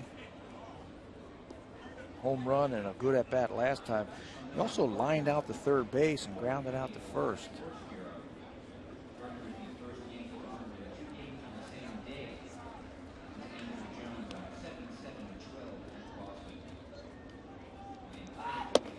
Inside, just off the plate.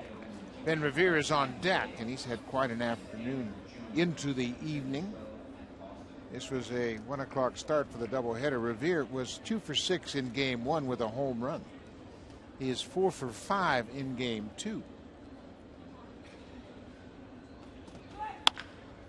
Hot shot on the ground. Headley has it in time, 2 outs. So Revere will get a chance to bat here with 2 outs in the ninth. It's significant because with a hit, it would be his 7th hit of the doubleheader. And that would tie him with Paul Molitor for the most hits by a Blue Jay in a doubleheader all time. Molitor had 7 hits against Kansas City in a doubleheader in September of 1995. As we speak, Ben Revere is tied with Al Woods, Jesse Barfield, who had 6 hits twice in a doubleheader, and Frank Catalanato. Second most hits in a doubleheader.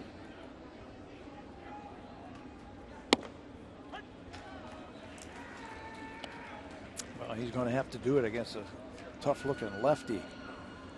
Drops down just a little bit. He's got plenty of fastball.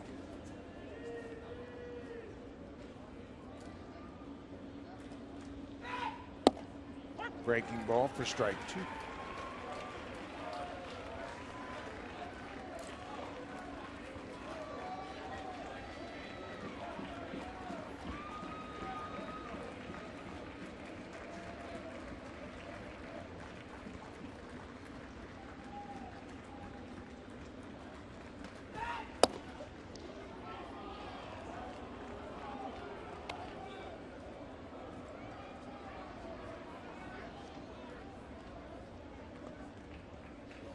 10-7 Blue Jays.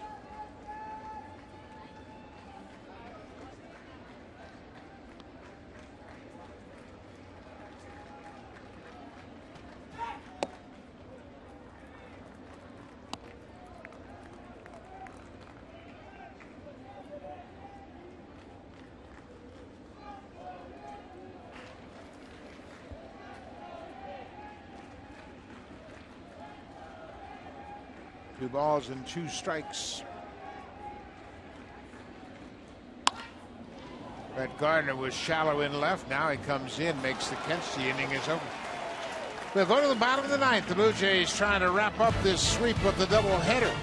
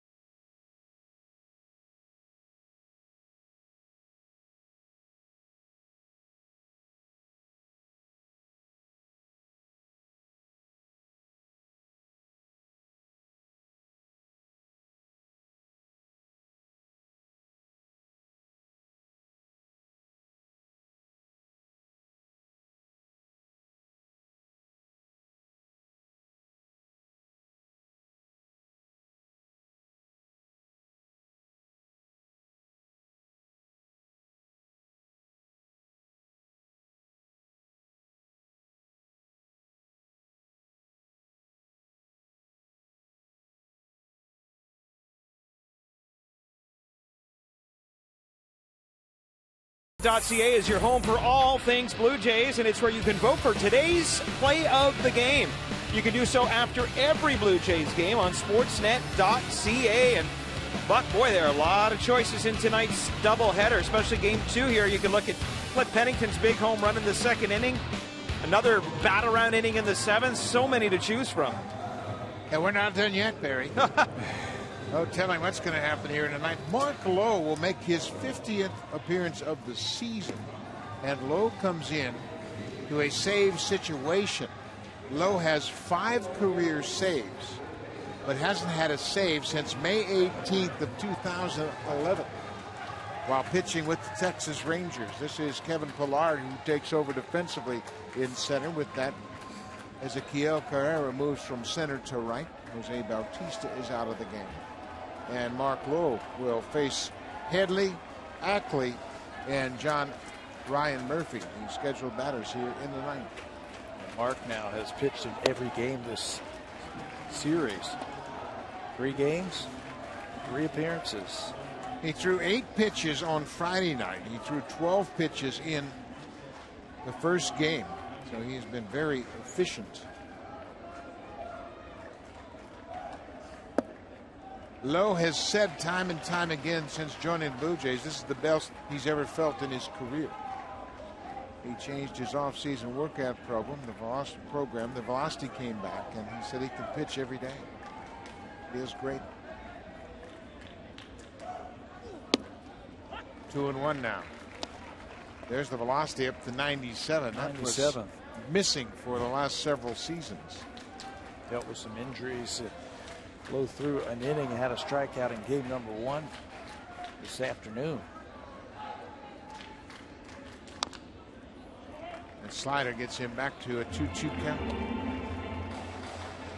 Steve Delabar got a big strikeout in the 8th. He came in and gave up a base hit to Carlos Beltran, but then struck out Brian McCann.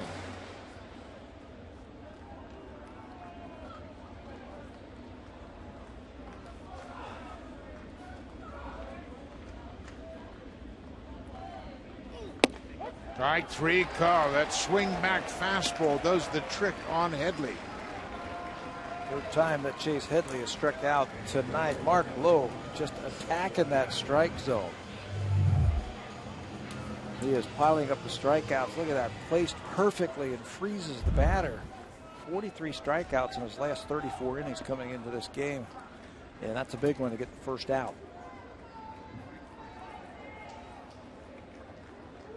Dustin Ackley has one hit tonight.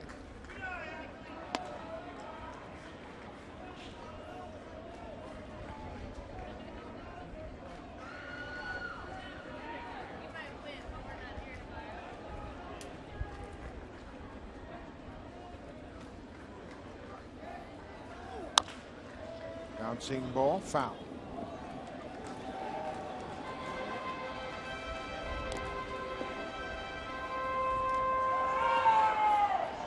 The Blue Jays have had some big innings here in this series. They scored 5 runs in the first inning of the series on Friday night.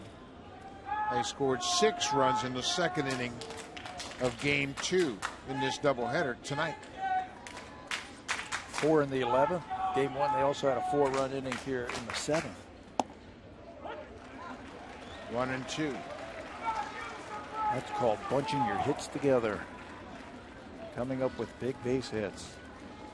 Jose Bautista's been on base, I think, geez, every time but twice here in this game, and every time but twice in the first game. You could see why John Gibbons took him out here in the 9th inning.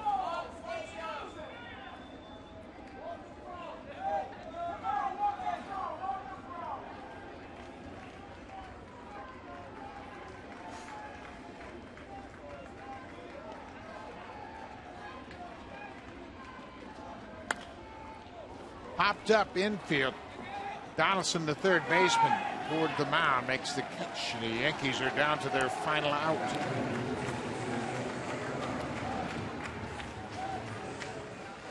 If the Yankees drop this game, they will drop to 4.5 behind the Blue Jays for the division lead. They will also slip to 77 and 64. And now their wild card position becomes a concern. Texas losing tonight at home to Oakland in that second wild card spot. They are 74 and 66. Right back over the mound. There's Pennington. Ball game.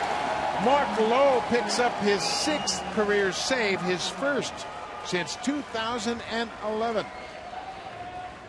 What a day of baseball for the Toronto Blue Jays. Ben Revere had a great afternoon. Jose Bautista was on base 7 times. Everybody chipped in. They needed everyone for this doubleheader sweep, and now they pull 4.5 games ahead of the Yankees in the American League East.